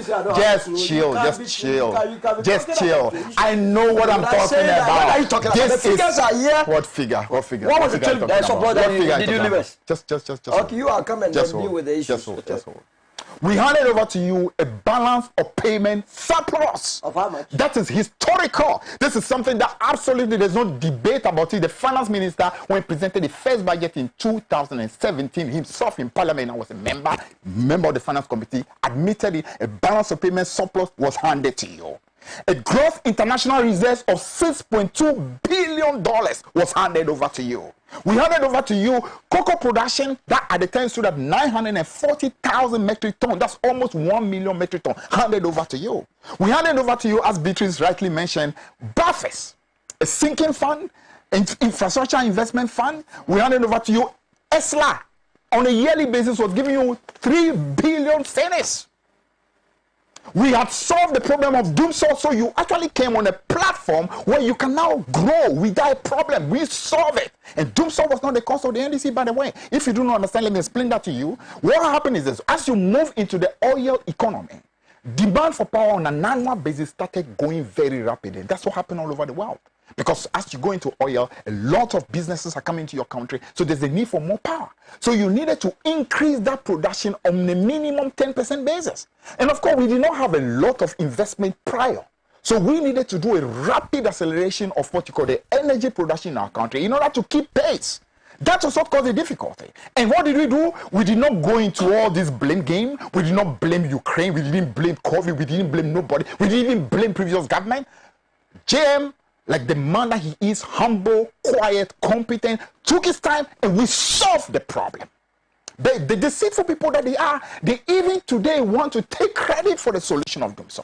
Meanwhile, then vice candidate Baumia was in the studio of Joy FM in August of 2016 and admitted. Just like he did it in a way that, oh, after all, even if JM has solved the doomsday, it doesn't even matter. After all, they caused the problem and they said, why should I come and be praising him? Meaning he acknowledged by August of 2016 that doomsday had already been solved. And so when you come here and start saying things that I'm like, and let me talk a little about the growth issues you're talking about. Listen, when you take over a country, just like any individual, there are sometimes moments where you go through difficulties, and every economy does that. The economy of US goes through difficulty. That of Japan goes through difficulty. China goes through difficulty. It happens. But you see, the strength of an economy is how, in spite of difficulty, you can still remain resilient. That is what shows that an economy is strong. And let me give you exactly how strong the economy was that we handed over to them. When we handed over to them in 2016, what he called a growth of 3.4, the non-oil growth in that year, 2016, stood at 4.2%. Even though we had solved doomsday and given to them, when they took over in 2017, the non-oil growth for the whole of 2017 was exactly the same 4.2% that we had when we were resolving issues like doomsday and having challenges with the tariff bearing of the FPSO, which reduced our oil production down to 70,000, and we had only one oil field. The whole of 2016, we had zero financing from the whole Bank of Ghana. You in 2020, as a result of COVID, you got access to not less than 20 billion from Bank of Ghana. We got zero. But we're still able to deliver non-oil growth of 4.2 in 2016, the same as you had in the whole of 2017 with all the platform that we had given you. And you dare tell us that we had mismanaged the economy? Now let me explain something. You see, growth goes through cycles as well. When we took over in 2009, because of the difficulties they left with the economy, growth in that first year struggled. So we got about 4.8% growth. Why? Because when you go through a period where there's so much instability, you needed to rein in expenditure and try to rack up your income, your revenue, in order to bring about some stability. So we went through that period of trying to attain something. So we got about 4.8% growth in the first year. The second year, we got 8% growth. And that was before oil. 8% growth. The following year, we got 14% growth. Even though it was because of oil, the non-oil economy was 8%. That tells you that it was a comprehensive growth, both non-oil and oil. That's on that's in the year 2011. And in that same 2011, we had brought treasury bills rate down to as low as 9.2%, single digit for treasury bills. You guys, we handed over to you at the time we were leaving office. Treasury bill rate had come down to 16%. They spent 4.5 years. They never got close to that 9.2% for treasury bill. The treasury bill for them remained around 13%. Just 3% lower than the 16% is when we were leaving office. And then we hear them, we brought what interest rate down? We took interest rate down from 26% where it was about 2014-15 and brought it down to 16%. That's 10% reduction in interest rate. You came into office with all these huge resources available to you. You could not move treasury bill rate below, more than 3%. You took it from 16, left around 13. And that 13 is was short-lived. Today as we speak, as of yesterday, when you ask for 91 treasury bill, it's up to 25%. And even that 25, you can see it's not even reflecting. Because if your inflation is pushing north of 30, your treasury bill rate should be absolutely in order to give what you call positive return on investment. You understand? So when talking about growth, that same growth trajectory I'm talking about continued through to 2012. 2012 we had 9.3% growth. Have you, with all your achievement, have you even gotten 9% growth over the last 5? If not, the 8% you are boasting about came because we handed over to you 2 oil fields, 2 massive oil fields, which in addition to the jubilee that we had, was giving you close to 180,000 barrels per day. The World Bank, the IMF, all the international financial market or credit rating agencies, all of them predicted that the growth of Ghana, they predicted it even in 2016. The growth rate in Ghana was going to be not less than 8% in the year 2017. Now, when you come and inherit what you call somebody's work that is giving you that growth, the least you can do is to show gratitude. Show some gratitude. And not to be here and trying to literally point wrongly at the person for whom you are even getting that growth. Show gratitude, but that's the problem. A toxic means of ingratitude and deception, that is what is causing the problem of Ghana today. Now, so in terms of growth, we had to go through a period of consolidation from 2014. The reason is simple. One, the spiraling effect of the single spine salary. And by the way, that single spine salary, guess where it came from? From them. Another act of irresponsibility. In the last minute of their exit, in 2008, they announced a single spine salary. When they knew there was no preparation, no money, nothing. Yet, it was a measure they announced.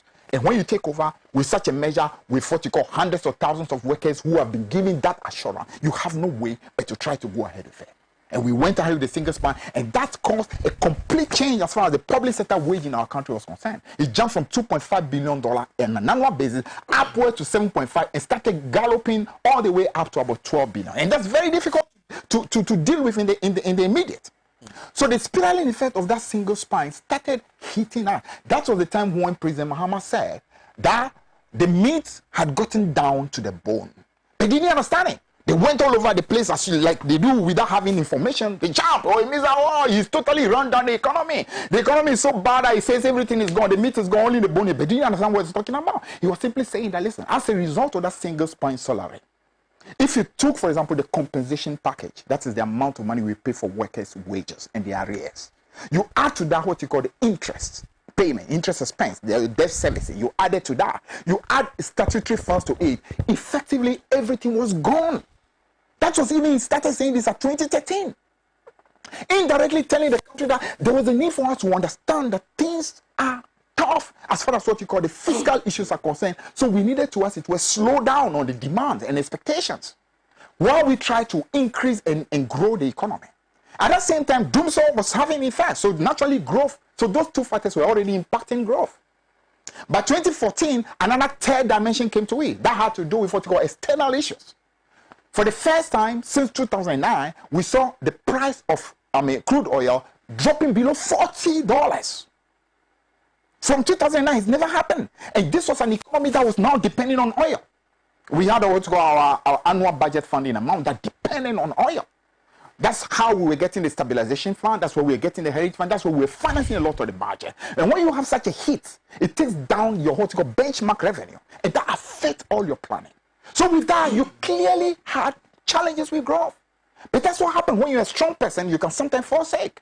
And when you forsake, you have to take medication in order to get back to who you are. But because essentially you are resilient and strong, you get back. And that's what happened to the economy. So we went through that, that teething period. And by the way, in that 2015 period, when these shocks happened, Nigeria went into recession.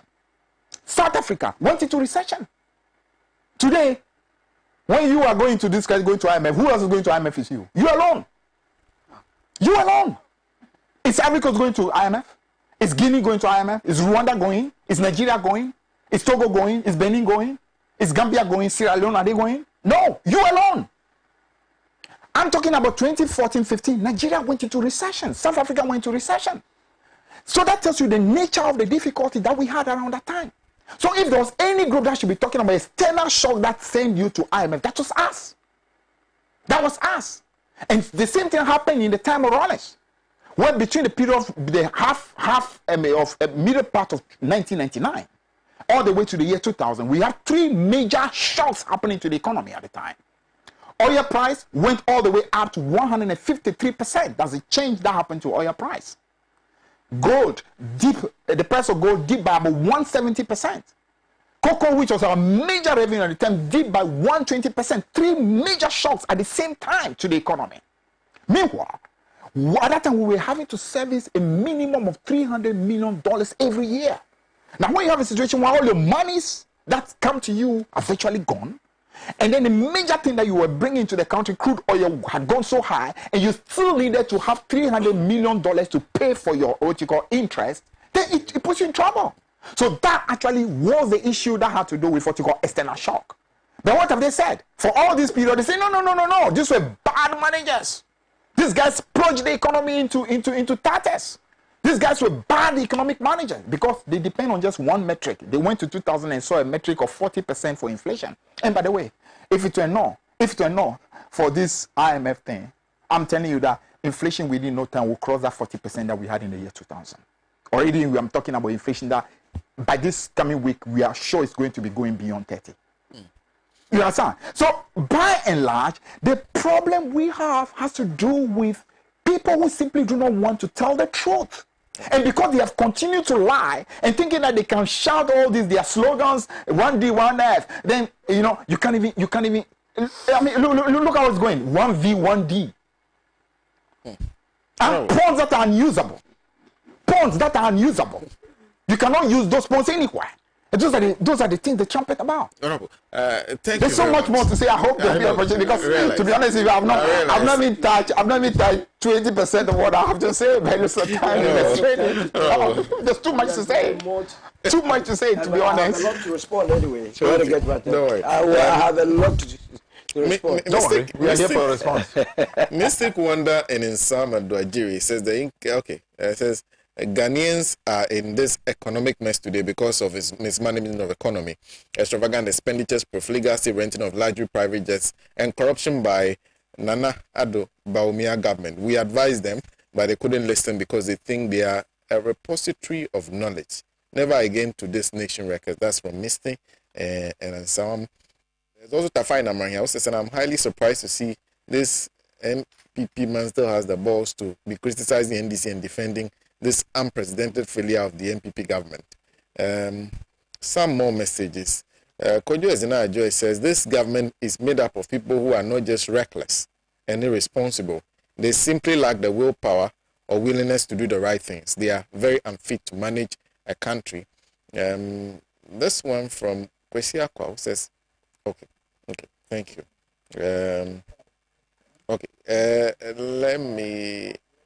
Let me just end with what Kojo Chumbo says. I just listened to a man I went to school with. A man who had Could you stop? He said the man who had 4 A's at A level. Yes, repeat it, 4 A's at A level.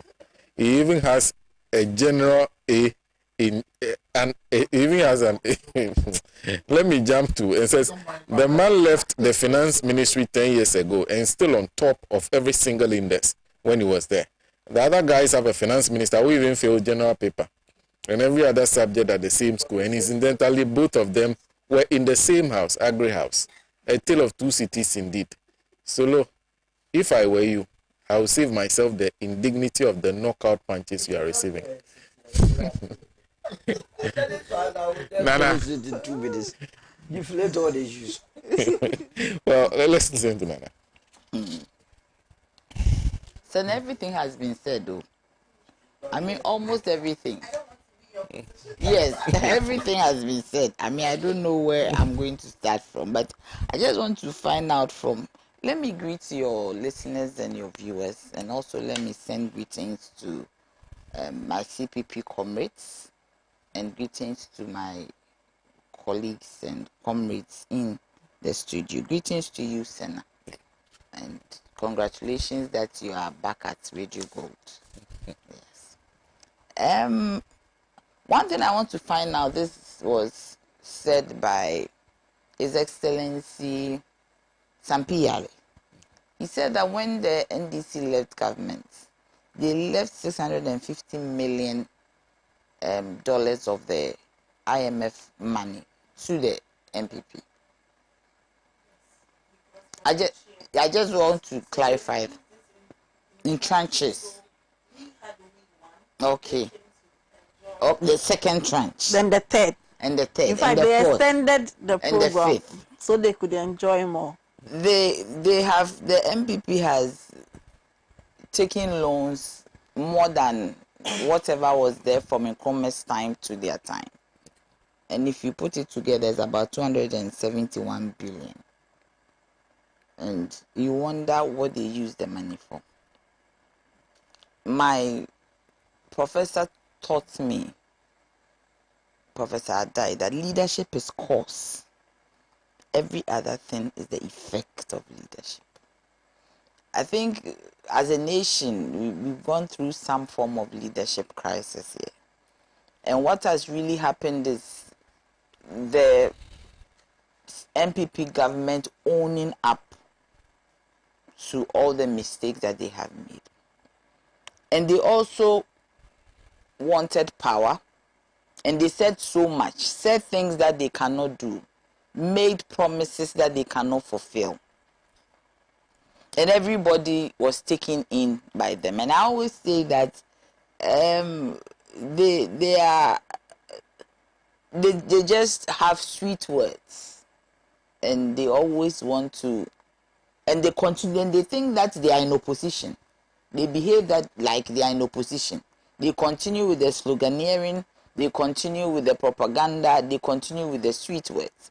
And what is even incongruous or unthinkable is that on the day of Ghana going to IMF, they were thinking about breaking the 8. Their main concern was that going to IMF will not help us break the 8. And sometimes I wonder where this thinking is coming from. How can you even think of breaking the 8 when you are in this mess? And the other thing about the government is also the peacockal nature, the pride. The peacockal nature, the pride. Things are not going on well. And you still talk about things like collaboration. How can you collaborate with your master? How can you collaborate with your master? Because you are broke. You are down there. Then you are coming to ask me to help you out. And you say that I'm collaborating with you. What do you have to collaborate with me? You see, what they are doing itself it's called a bailout. The word bail means that you are in some kind of trouble. There's a lawyer here, and you are being taken out. It goes with a condition. Even if you are arrested, and somebody has to bail you, there's a condition for your bail. You cannot go beyond a certain jurisdiction. You have to hand in your passport. You have to do this, you have to do that. And that is exactly where we are. We are going to sit through some conditions. And now they are doing the assessment. And when you said that they're now doing the assessment, I said, it depends on what they see. If I'm not an economist, I've never been in finance. But to my common sense mind, it is what they see that will determine what they will give to you. If you have run it down so badly, they are going to give you stiffer condition. Because you see, the IMF is not for the Christmas. The IMF don't give money for free. You need to pay back. It might be interest free, but you need to pay back. But if they see how you have conducted yourself, certainly you have more stringent measures. If you come to me as a person and you're a habitual borrower, and when you get the money, you use it recklessly, the measures I will give to you for payment, for repayment, will be stiffer than somebody who is more disciplined. It is so sad that at this time, we would have to go to IMF to teach us to be disciplined.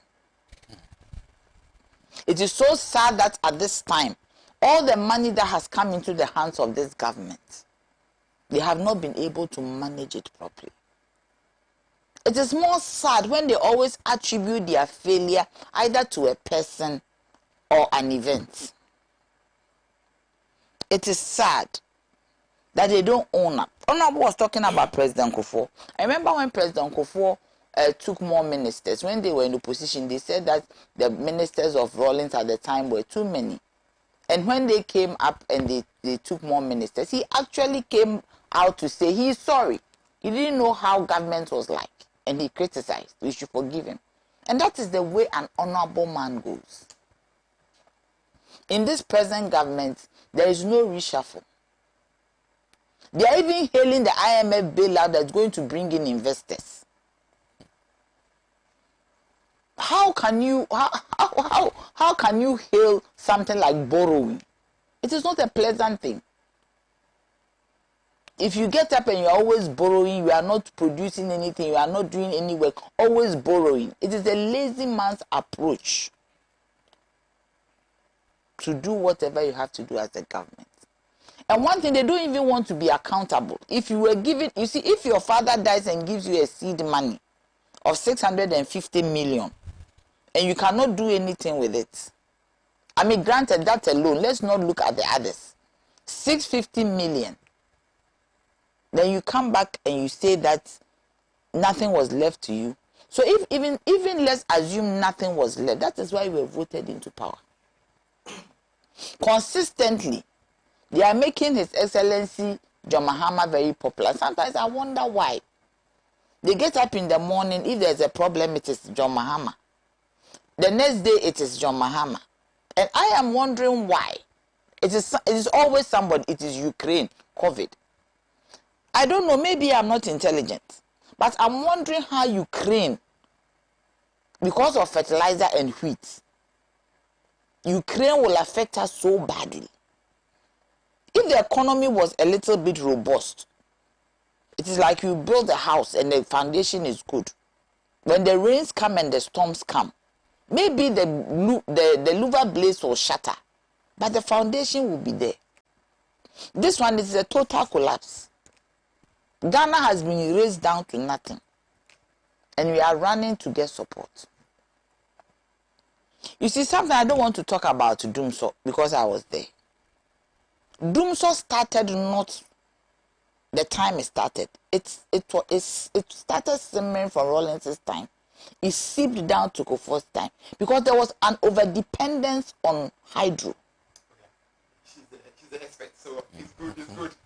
Do you get me? There was this over-dependence on hydro, and there was this fixation on the fact that we have hydro. And hydro is not a resource that is sustainable because if it depends on environmental conditions, weather conditions, the water goes down, it depletes. So by the time Ghana realized we didn't have alternative sources enough, and that is what happened. And I also want to say that the Dumso was solved before MPP came into power. I was there.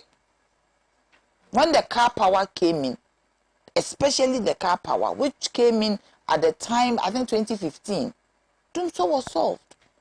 And because Dumso was solved properly, we've been able to sustain this no doom so for the past 6 years, 7 years. Before, it wasn't solved adequately. So anytime you did something, it reared its head. Let's give credit where credit is due. I was listening to Solo here. Solo, you see, they are tiring their communicators. They are tiring their communicators. You see, Solo. But you're not the only communicator. So. I am sitting right No, now. please. I have not told it. Maybe she will speak for you. So listen to her. Listen to her. 391 billion loans and you see, the sad. Solo was struggling. I was watching his body language. Me, that is my field. I was just watching his body language. He was just struggling. And he's my brother, you see. So the way he was struggling, I say, oh, look at how my brother is struggling. And he's become very vociferous. You have to believe it whether you like it or not. Do you get me? And that is the posture of all of them. To think that we have gone to IMF. Then you have lined up giant communicators like Alan Martin, Bawumia, so and so, to go on radio to defend it. I remember we stood on this platform, the CPP, and said that our economy is getting into a ditch. We should have an economic dialogue. That same call came from the TUC. That same call came from the AGI. That same call came from CSOs. The government did not budge. The Minister of Finance came out and said that we don't need that dialogue. If maybe we've had that dialogue, maybe we would not be here. Because at that dialogue, we're going to see everything. We're going to ask government to open up for us to see where are the issues. We would have been able to see where the wastage is. Even Mr. Kwame Pienim, who is a member of the MPP, asked for a dialogue. The government said they don't need it. But they should remember that whatever money that they are pretending over, they are holding in custody for Ghanaians. It is not for them. They cannot even take decisions on our behalf without recourse to us. You say you are going to IMF. Then the citizenry, they don't know why you are going to IMF. Nobody consulted anybody. I always say that they behave as if wisdom is in the head of only their governments. But that wisdom that they have has failed us. Then they should know that that wisdom is not good enough. They should know that. Well, where we stand today at this crossroads, that even right now, the IMF is coming to do an assessment and go back and come back, backwards, forwards. I believe that within the next 5 to 6 months, they will be doing this backwards, forwards. How are we going to sustain ourselves? They always blame COVID-19. This is the only country that when you are sick, you are levied. We paid COVID levy. When you are sick, you are levied.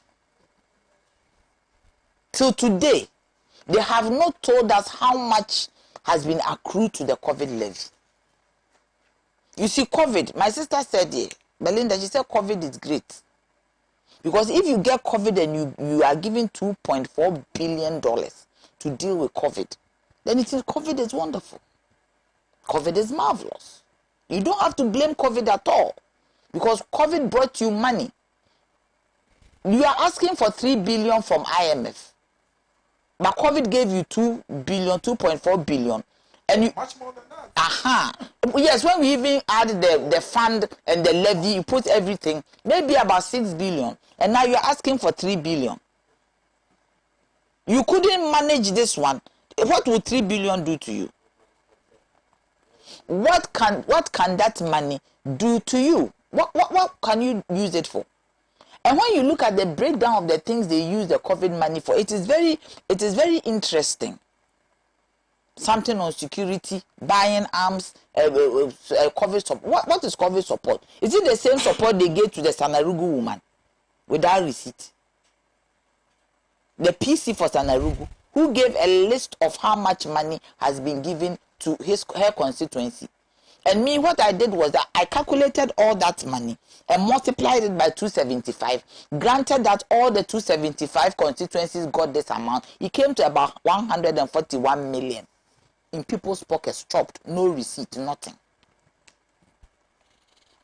I mean, how can that be? Because COVID did not hit Ghana as much as it hit other countries. COVID did not hit it did not hit us as it hit South Africa. South Africa is still in lockdown. We did only 2 weeks lockdown. 2 weeks. God willing, 2 weeks. And we're giving this amount of money. Whenever they want to go and get money, then they bring figures. COVID is going up. Then they will come, fellow Ghanaians. And the next moment you hear that there is a COVID loan. But even if you use COVID to shore up your revenue, you should have used it for something useful. So that at least the IMF knows that you are prudent. Because if you get this amount of money and you are not prudent, no matter what money you are given, with the kind of stylish lifestyle, with the words, and sometimes we wonder, why do they want to break the 8? What is in there? And I always say that you use your mouth to say something, God will use his hand to turn it. Because God loved the people of Ghana, the way we have been mistreated, the way we have suffered, the way we have been mistreated, the way we have suffered, Sena. You think God will help them to break the 8? I do not think so. Because every resource that is in this country, whatever money that we get, it is for Ghanaians and we do not benefit. Sena, you have to go to town to see what is happening. Prices have doubled. Today, a loaf of bread used to sell for 7 cedis is now 12 cedis. A loaf of bread. So now, can you imagine tomatoes? Everything is expensive. And even the point is that if you really love us, as you said before, yet is one district, one factory. What are you doing to even help the Ghanaian? You're always talking about free SHS. Me, my children are not in free SHS. In my family, there's no free SHS candidate. The youngest person among the children in my family is 24 years. There's no free SHS candidates there. So what are you saying? What about those who don't benefit from the free SHS? What are the safety nets for those people? What are the safety nets for single mothers who don't have support? What are you doing to help? Sena, this government, they have failed. They have finished us completely and they don't want to accept blame. They train Rottweilers like Solo to come and spit it out onto us. Yes. Yes. They train because you are here with me. They come and spit it onto us and defend the indefensible. It is so sad that today Ghana is at this point. 17 bailouts. 17. And the way this, you see what even hurts me, Sena Olantu, what even hurts me is about 2-3 weeks ago, a month ago, they said no IMF. It is a lie. It's like your husband telling you that we are not broke. Then after a week, he comes to tell you that go and look for a loan. We are finished. They said no IMF. We are a proud nation. So they didn't see. And they depend on e-levy. How can you depend on e-levy? I said that e-levy, how can you depend on e-levy to do your projections? Because you are not in charge of that levy. Because it depends on the individual, it depends on the Ghanaian. If I do Momo or I send money out, I am paying. If I don't do it, I told them it will fail. They did not agree. They said it will not fail. Then, the one that you get consistently through road tolls, you cancel it and you turn the road tolls into toilets. And anytime that they talk about some project that they have done, it is always in the issue of in the process. We are doing, we will do, we are doing. All the projects is always we are doing. They've never said we have done. Sena, it is time for them to say we have done. And it's time for them. They have 2 years. They should redeem themselves. And I believe that going forward, we should look at our constitution, amend it, and make sure that any government that comes to power, they are giving KPIs. That after 2 years, if you are not doing well, you should go through a referendum to take you off. Enough of what has happened with the MPP. Thank you, Dana. Let me just acknowledge I hold up. 92.3 FM. A big thank you to you. There are other affiliates in Accra. There's Shine FM in Akachi 96.9, Hills FM in Adaklu 91.7. We are live on University Radio Ketekrachi 89.7, Sela Radio Dabala 97.1, Diamond FM in Tamale on 93.7, Bewa Radio Yendi 106.5, Radio Kitaon Saboba is on 95.7, Benya FM in Elmina on 105.7, Cape FM in Cape Coast 93.3, Global FM 105.1 in Ho, Volta 1 TV, Zeps FM 95.9 in Zebila, and True FM 92.5 in Ade. So just one message from Listo Wanana who says, for me, I pray that IMF does not give Ghana any money. They have to ask for an account of the money they have given this Akufo-Addo government. The government is living life like cocaine addicts who typically are profit. Anyway, you want me to extend a happy birthday to Teresa of Tema Central before I forget.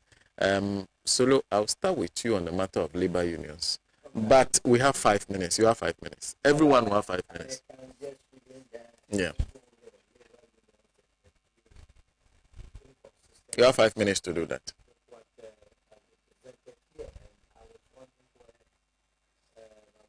I'm curious about economic issues, and he ended up arguing the same way. I mean, in one breath, Ukraine and Russia has no effect on what is happening now. In another breath, he is telling the world that the low GDP rate that he had to do with world pressures, world situation. So what are we talking about? He himself, as the Minister of Agri, when his sector was non-performing, attributed the non-performance of the sector to the vagaries of the weather, of the international weather. So how can you say that Ukraine and Russia has no bearing on whatever is happening today? So sometimes you see when we speak, again the facts available does not support his claim that in 2013 to 2016 we did not have trade deficit. If you go and quote me a figure in 2017 is not your reign. And I have all the figures here that indeed in 2016 there was a deficit of $1.6 billion. Another their watch. So it cannot be that all of a sudden we are manufacturing figures. Again, the GDP position. You will reckon that when it got to 2013, he paused. Because between 2013 to 2016, they did on the average 3%, because 2.3% in 2014, 2.6% in 2015, and 3.37% in 2016. So on the average, it was 2%. And he attributed it to a single spine salary structure. The single spine, according to the same person, was handed over to them by President Kufuor. President Kufuor left office in 2019, and he was bold enough, 2008, sorry, 2009. But he was very bold enough to tell the world that indeed they were able to turn the economy around in 2009 by having a very huge, GDP consolidated in 2010 and 2011. At that time, there was single spine. So it cannot be that all of a sudden single spine came in to reduce growth. Something might have gone wrong.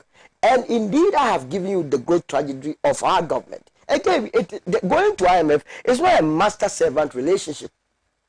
It's not a master-servant that we must go on our knees. We are a member of the fund. We contribute. How can a shareholder be a beggar to a fund? We contribute 0.15% to the fund. So under no circumstance would anybody come and create an impression here that we are going to see our masters. Where did they come from? So if all of us, now the sense that I've made out of...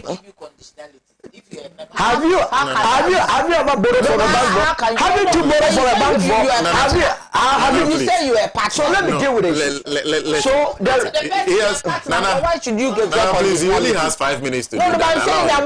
No, but why should you get conditional? When you are a partner, I'll get to your 10. If you have issues with what they say. If I'm a partner in a business, why should I go in there and they'll give me conditionality? You said that you are not begging.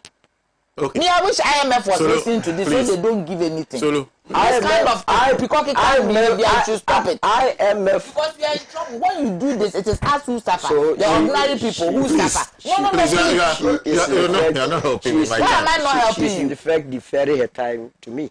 So she has no business talking. In any case, no worry. I know how much you can be a shareholder of a bank. Why do you think that when you go to bank, they give you conditions? Because that fund, 190 countries contribute to that fund.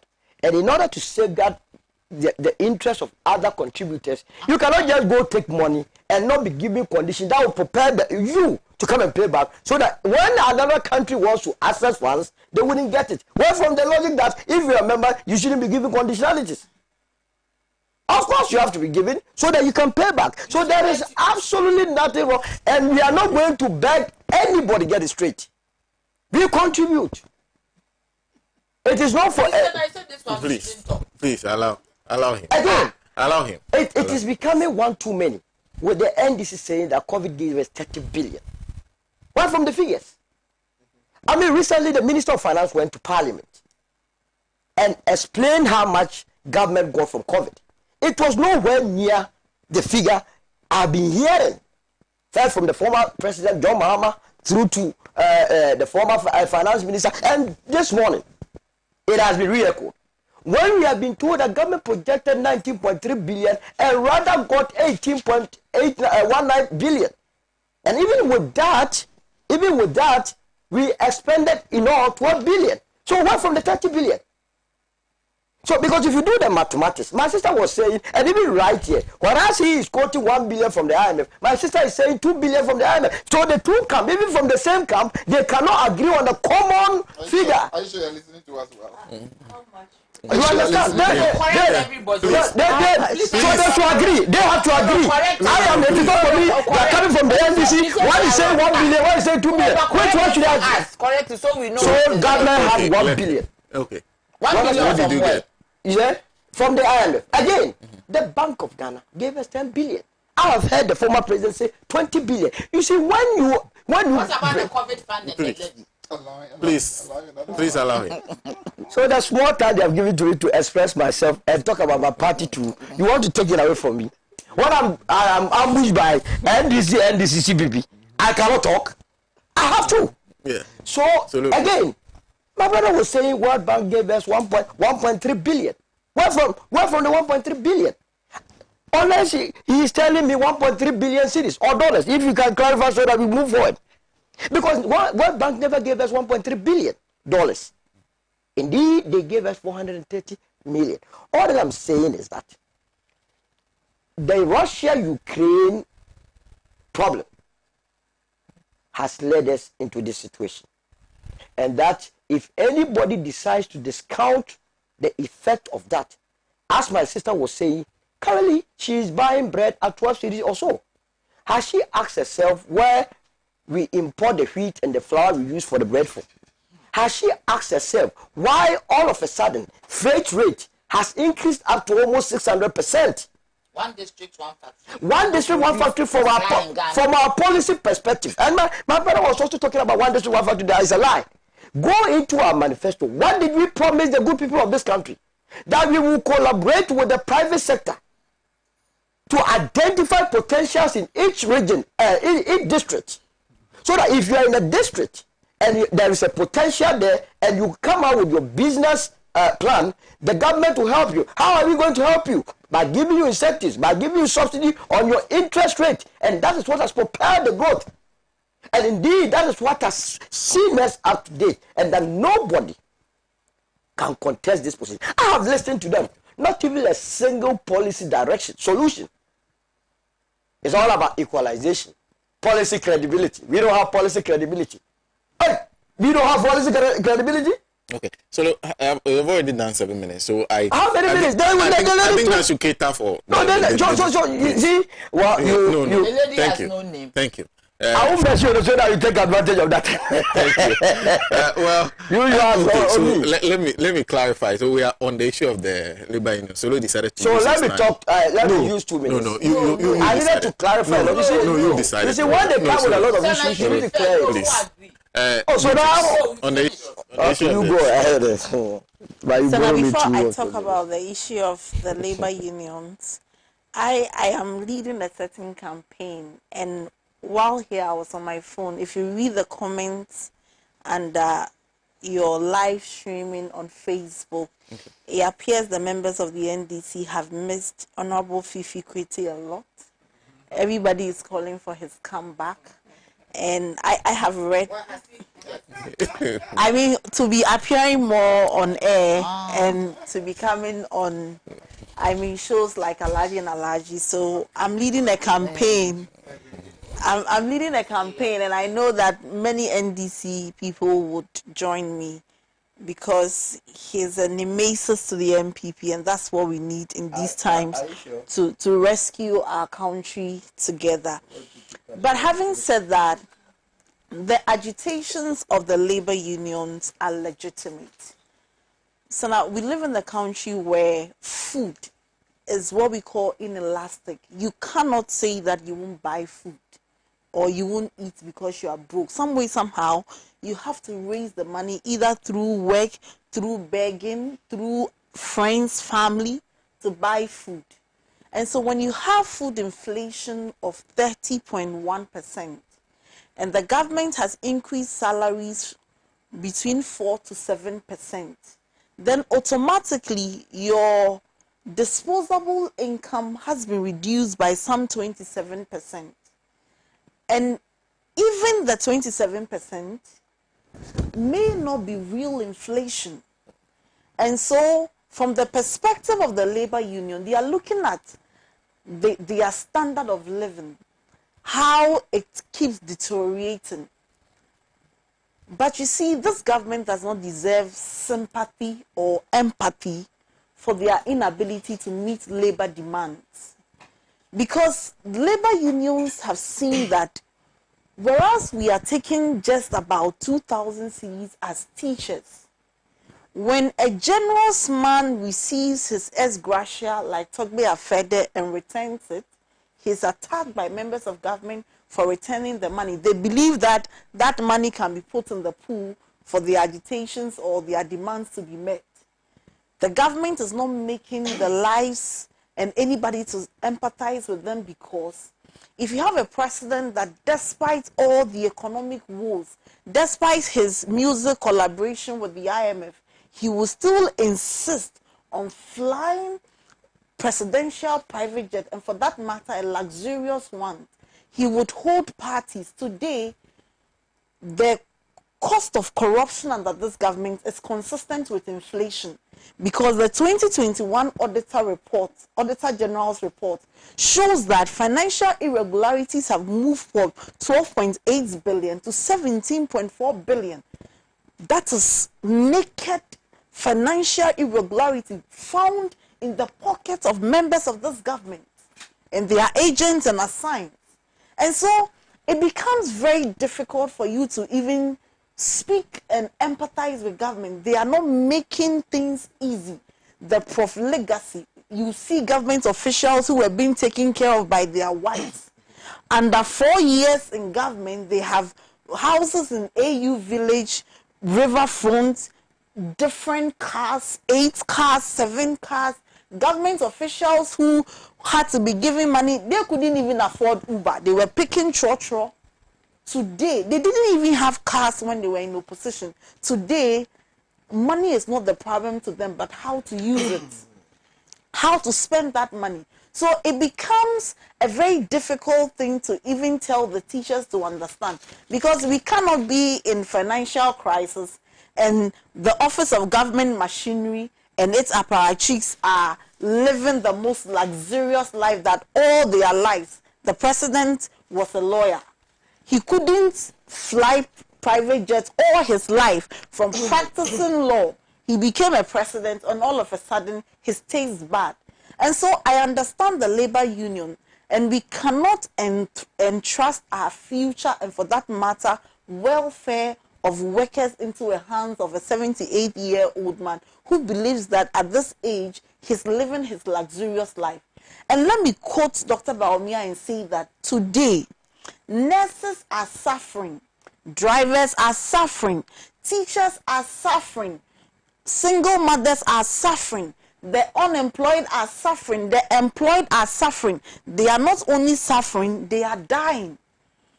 Recently, you heard about some nurses who have committed suicide because they had taken loans and they had been promised some backlogs. It never came, and they had to commit suicide. And so I would want to plead with this government that enough of their lackadaisical attitude, enough of their ambivalence, enough of the lack of plan, enough. It appears as though in all these, they don't even know what to do. Their economic talisman that they presented to us today has become a theatrical economist. He has moved from speaking on economics to speaking on IT. Today, when it's about economy, he cannot even remember the balance of payment that we have, or even the exchange rate. Today, he's speaking about coding and websites. This is sickening. And I want to tell every young person out there watching me that we have a collective duty, whether you are MPP, whether you are CPP, whether you are NDC, that when Ghana becomes the nation we all desire, we are all beneficiaries. And so put aside partisanship, put aside tribal sentiment, put aside personal affiliation, and let's come together to fight for the future of government. Because today it is you, tomorrow it can be another person, and no matter what it is, we have one Ghana. And so let's come together and speak in one of the most strongest voices to this government, that you cannot have your cake and eat it. Okay, thank you. Thank you very much. I'll jump to Nana before I come to Nombo Fifikwete. But this is Ambassador Sampiale. Who says, Mr. Usu, kindly take note that policy intentions are different and far away from policy implementation and policy effects. As far as Ghanaians are concerned, all your so-called policies ended up on an economic refuse dump of history. Fiavi Fifi, you are indeed the toothache of this corrupt and incompetent government. It's time to take your proper place in the NDC communication machinery. Set the record straight is a communal labor now. And then Kojo Chomboafo comes back.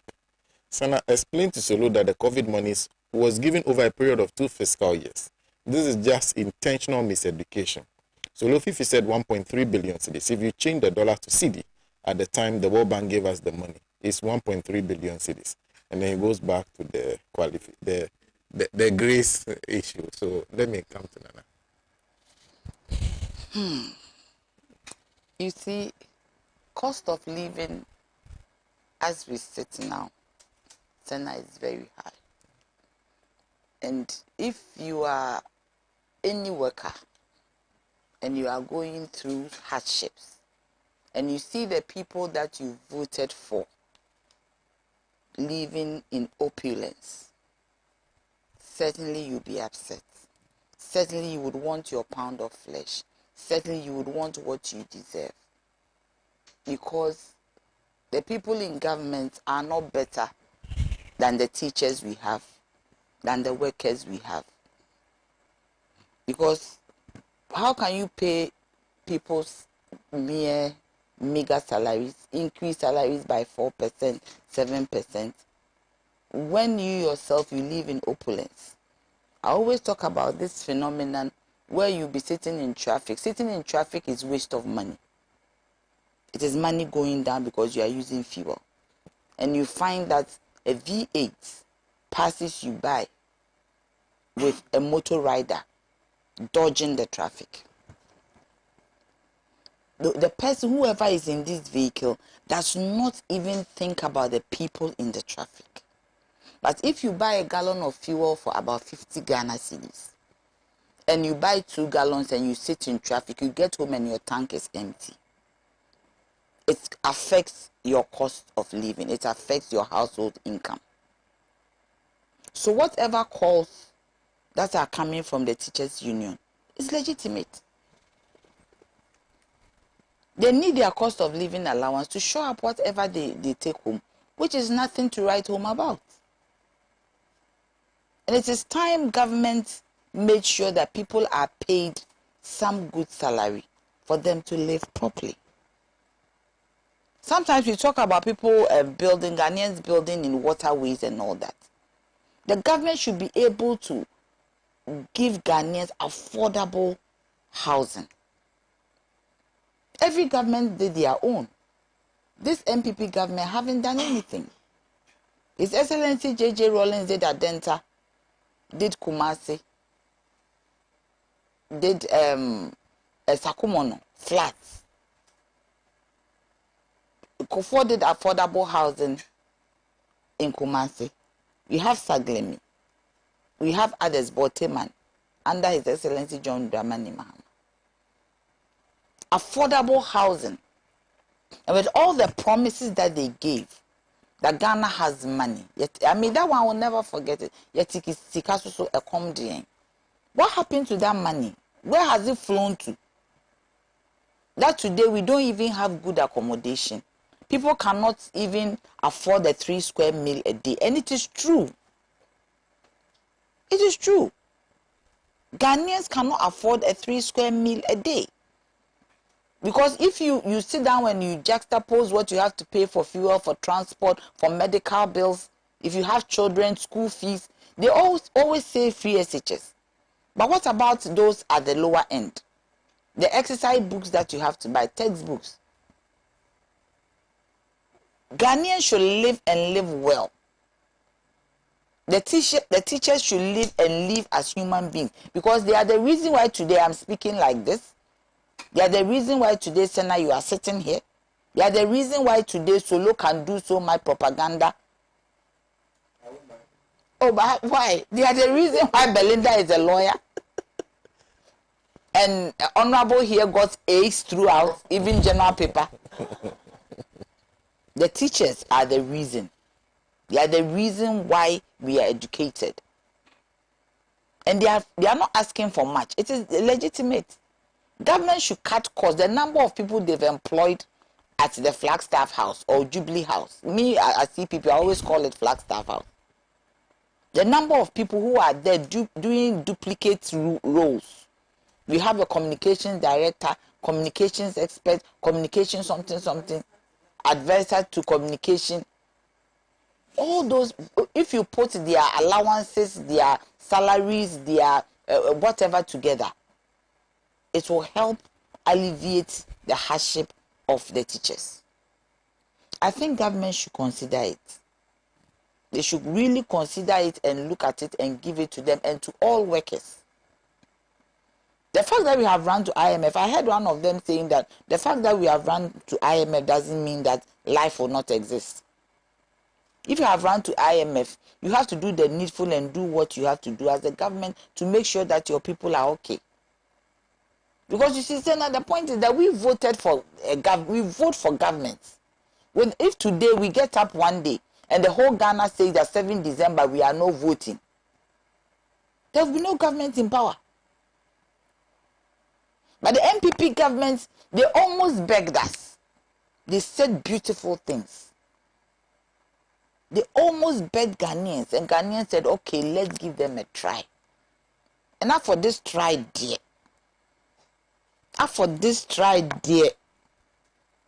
it is a bitter pill. It is not easy at all.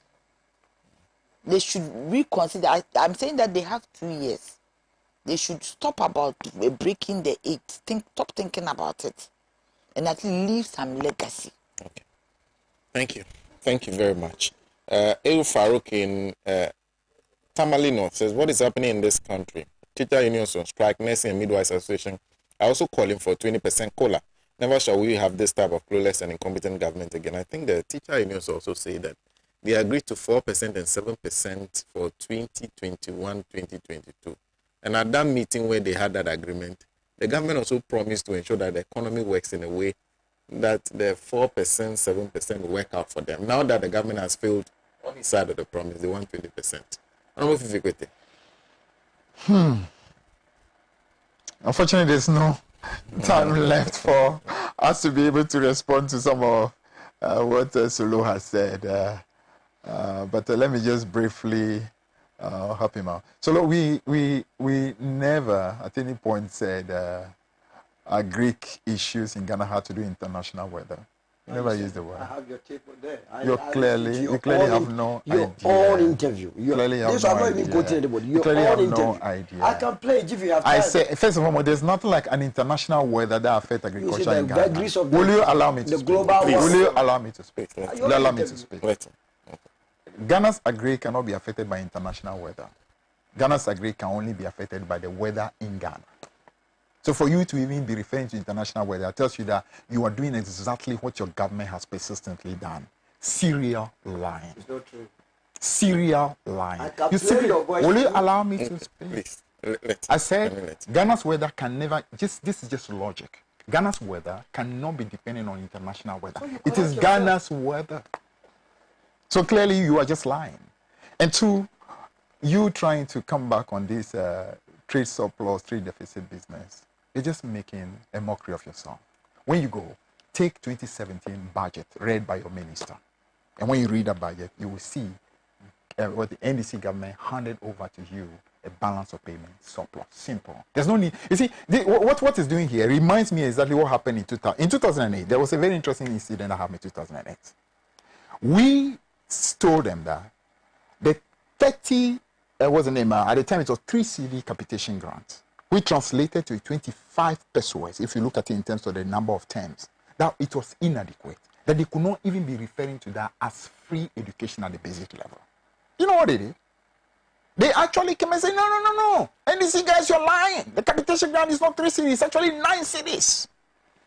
So we actually had to go to the Hansard and produce the Hansard. And at the time, Honorable Hodogbe had asked the Minister for Education, Professor Fobi, is the capitation grant to 3 cities for 1 term, for 1 academic year, or for 1 month? And Professor Kobi unequivocally declared that it was for the whole academic year. In spite of that clarity, you still had what you at the time the youth organizer of the party, Bwedu, still persisted on the lie that it was 9. Other communicated the same. This is who they are. They simply have no shame when it comes to lying. That's why I told you that when you are sinking, you have to stop digging. It's not good for you. Your government has done that. And the workers of today are totally disappointed because of the persistence in the lying. Everything is a lie. But that's who you are. Yours is the truth. That's who you are. The gospel. You just don't tell the truth. Which one is the truth? Are you going to allow me to speak? I wasn't stopping But you you. cannot say that. I wasn't. But you are doing serial lying right here. Serial lying right here. That's what you're doing. You know, the workers of Ghana have an issue. You know, Professor Steve Hank, a professor of applied economics at Johns Hopkins University in Baltimore, yesterday said the real inflation in this country, if you look at the proper composition of our basket, should be pushing about 50% as we speak. I mean, because look at what is happening, for example, to the currency. And how that currency is now affecting fuel prices. Because fuel prices, as opposed to the lie that they try to do is because of the war. No, the real thing that is happening to the fuel prices is the cedi depreciation, which is pushing fuel prices. He is here. And of course, he knows that. If he was filling his car using, let's say, about 400 cedi at the beginning of this year, today he cannot fill that car with 400. He has to use minimum of 800 to fill that car. That's 100%. So what it means is that your income has halved. It is just about fuel. Not to talk about food. Not to talk about rental. Not to talk about other costs. And the reason for all this, nothing to do with Ukraine, nothing to do with COVID, the mismanagement of the economy, the profligacy, the indiscipline. So the workers clearly have an issue. Because you are the one causing the problem to them. So they expect you to be able to solve that problem for them. What I want the workers to understand is that, is it like you're saying, you're trying to say that IMF is going to bring hardship? No. IMF simply tells you that live within your means. If you are earning 1,000 cedis, try to spend 1,000 cedis. You want to go and spend 5,000 cedis. Who is going to give you that free lunch? You lay your bed, you lie on it. That's how it goes. So if you... Oh, I say you lie on it. Or you're having a problem with understanding that? Lie on the bed. Because you have been using lies. Okay, I guess you're having problems with the lie. So anytime I use lie, anyway. The point I'm saying, the workers of Ghana are in dire strait because of your mismanagement. The workers of Ghana can understand if this were clearly an external situation, but they know it's not external. Because they know that the people in other countries are not getting the kind of hardship that they are getting. Because why? The depreciation of this currency is not happening in next door. It's not happening in Nigeria. It's not happening in Togo. It's not happening in Guinea. So if the depreciation of the currency is, as I talk to you now, just this morning I got to know, one of the things happening in this country today is what you call people are now smuggling fuel from neighboring country into Ghana. You know why? Because the price here has gone so high that it becomes now economic benefit for you to go and buy there and come and sell here. It used to be the reverse. For so many years, you know that. We were suffering. I mean, people literally take our cheaper fuel and take abroad to go sell and make money. Now it's the reverse. All because of what you have done to this economy. And the attendant suffering to the masses of our country. So I can appreciate where the workers are coming from. Because these are workers. I mean, what do you expect them? How are they going to survive? They have to transport themselves to school. They have to feed their family. They have to take care of their home, extended family. And their income levels have become virtually much more than halved over a period of what? 5-6 months. So clearly they are, I mean, so government need to have a serious discussion and accommodation. That's why when I heard him talking about how they are going to do collaboration with IMF, I say, what collaboration? A beggar with a choice. Collaboration what? A beggar. You see, there's a problem. Instead of being humble to admit that you are in trouble so that people can extend help to you, you still want to talk arrogantly. Arrogantly. Collaboration. I like what Beatrice said. Is it a collaboration? What musical collaboration may be? It's really sad. And so, I mean, as much as we've been there, so we know exactly how difficult it is when it comes to workers and the quantum that is involved. Because we are talking about a country that, as we speak, the compensation envelope is massive. It's massive. If you take compensation, the real trouble now is not actually the compensation. The compensation used to be the biggest trouble for the economy. But as a result of the rapid manner in which they have what you call ratcheted up the depth of our country, today the biggest bottleneck we have is actually the interests payment. The debt servicing that's become so massive. Next to that is compensation. So when it comes to that, it becomes a country that already, if you take the compensation package, you add it to the interest payment and the statutory payment, all your tax revenue is wiped. For the workers now to now be agitating for a minimum of 20% for their cost of living allowances, that's going to be a real tough one. But as I said, I completely understand where they're coming from. They need to make sure that those who have wreaked this trouble, those who have caused this atrocity on their individual pocket, find a solution. In 2009, Nana Akufo-Addo told Prof. Mills, fix the problem and stop talking. What do we want to tell him today? Fix it! You, of course, said, fix it and stop lying. You, of course, the problem, fix it and stop coming. He will not. He's totally clueless. That's why he has taken out the ditch. He can fix it. He is going to fix it. He has no clue. The policy that you have no policy. This is what's coming from Sena. Tell Sulu that a bowl of granules that used to be 10 cedi is now 35 cedi. Granules that used to be 10 cedis is now 35 cedi. Does Ukraine-Russia war affect that too? There's also Kokomoli Nanegbe, who says that Sena, generously, His Excellency John Mahama's government responsibly handed over the affordable housing project started by Mr. Kufuor without a reliable source of funding to SNEET for completion, which SNEET did. Well, a big thank you to you for making time to join us on the show today. Our time is done. And I agree with Honorable Fifikwete. Eid Mubarak to all our Muslim brothers. Use the opportunity, and we know that we have several problems, but at least dedicate your fast to this country. It's very, very important. We're in difficult times. Pray for this country. Pray for the well-being of this country. If we are better and we're stabilized, everybody would be cool. At least your problems will be solved. So do that for us today. Wish you Eid Mubarak. And also to well wishes to the people of Elmina as they celebrate Bakatue today. And then I am headed to Omanso Nana Yakwache's 40-day commemoration. To those of you who don't know him, he is the old man who was at Radio Gold in the days of Robert Nia De Klerk, James Ajenim Boatin, Tuala Sansuhini. He was the one who used to do the newspaper review. He's passed on. We are doing his 40th day commemoration. He's a chief, so we have to wait for a while to Gomuankra. Yes. So, well, so I'm headed there. It's okay. Actually, it's happening in Accra. Star of the Sea Catholic Church dance, man. So anybody can pass through. My name is Sena Nombo. A big thank you to Nanaya Jantwa. Nanaya Achimpim Jantwa, very important. She is the General Secretary of the Convention People's Party. Sitting by her is Honorable Fifikwete. Always wonderful to see you. Former MP for Keto South, held several ministerial positions. And also a big thank you to Solomon Owusu, who is a member of the MPP's communication team. And you are on both sides. There's Beatrice Annan, who is a private legal practitioner.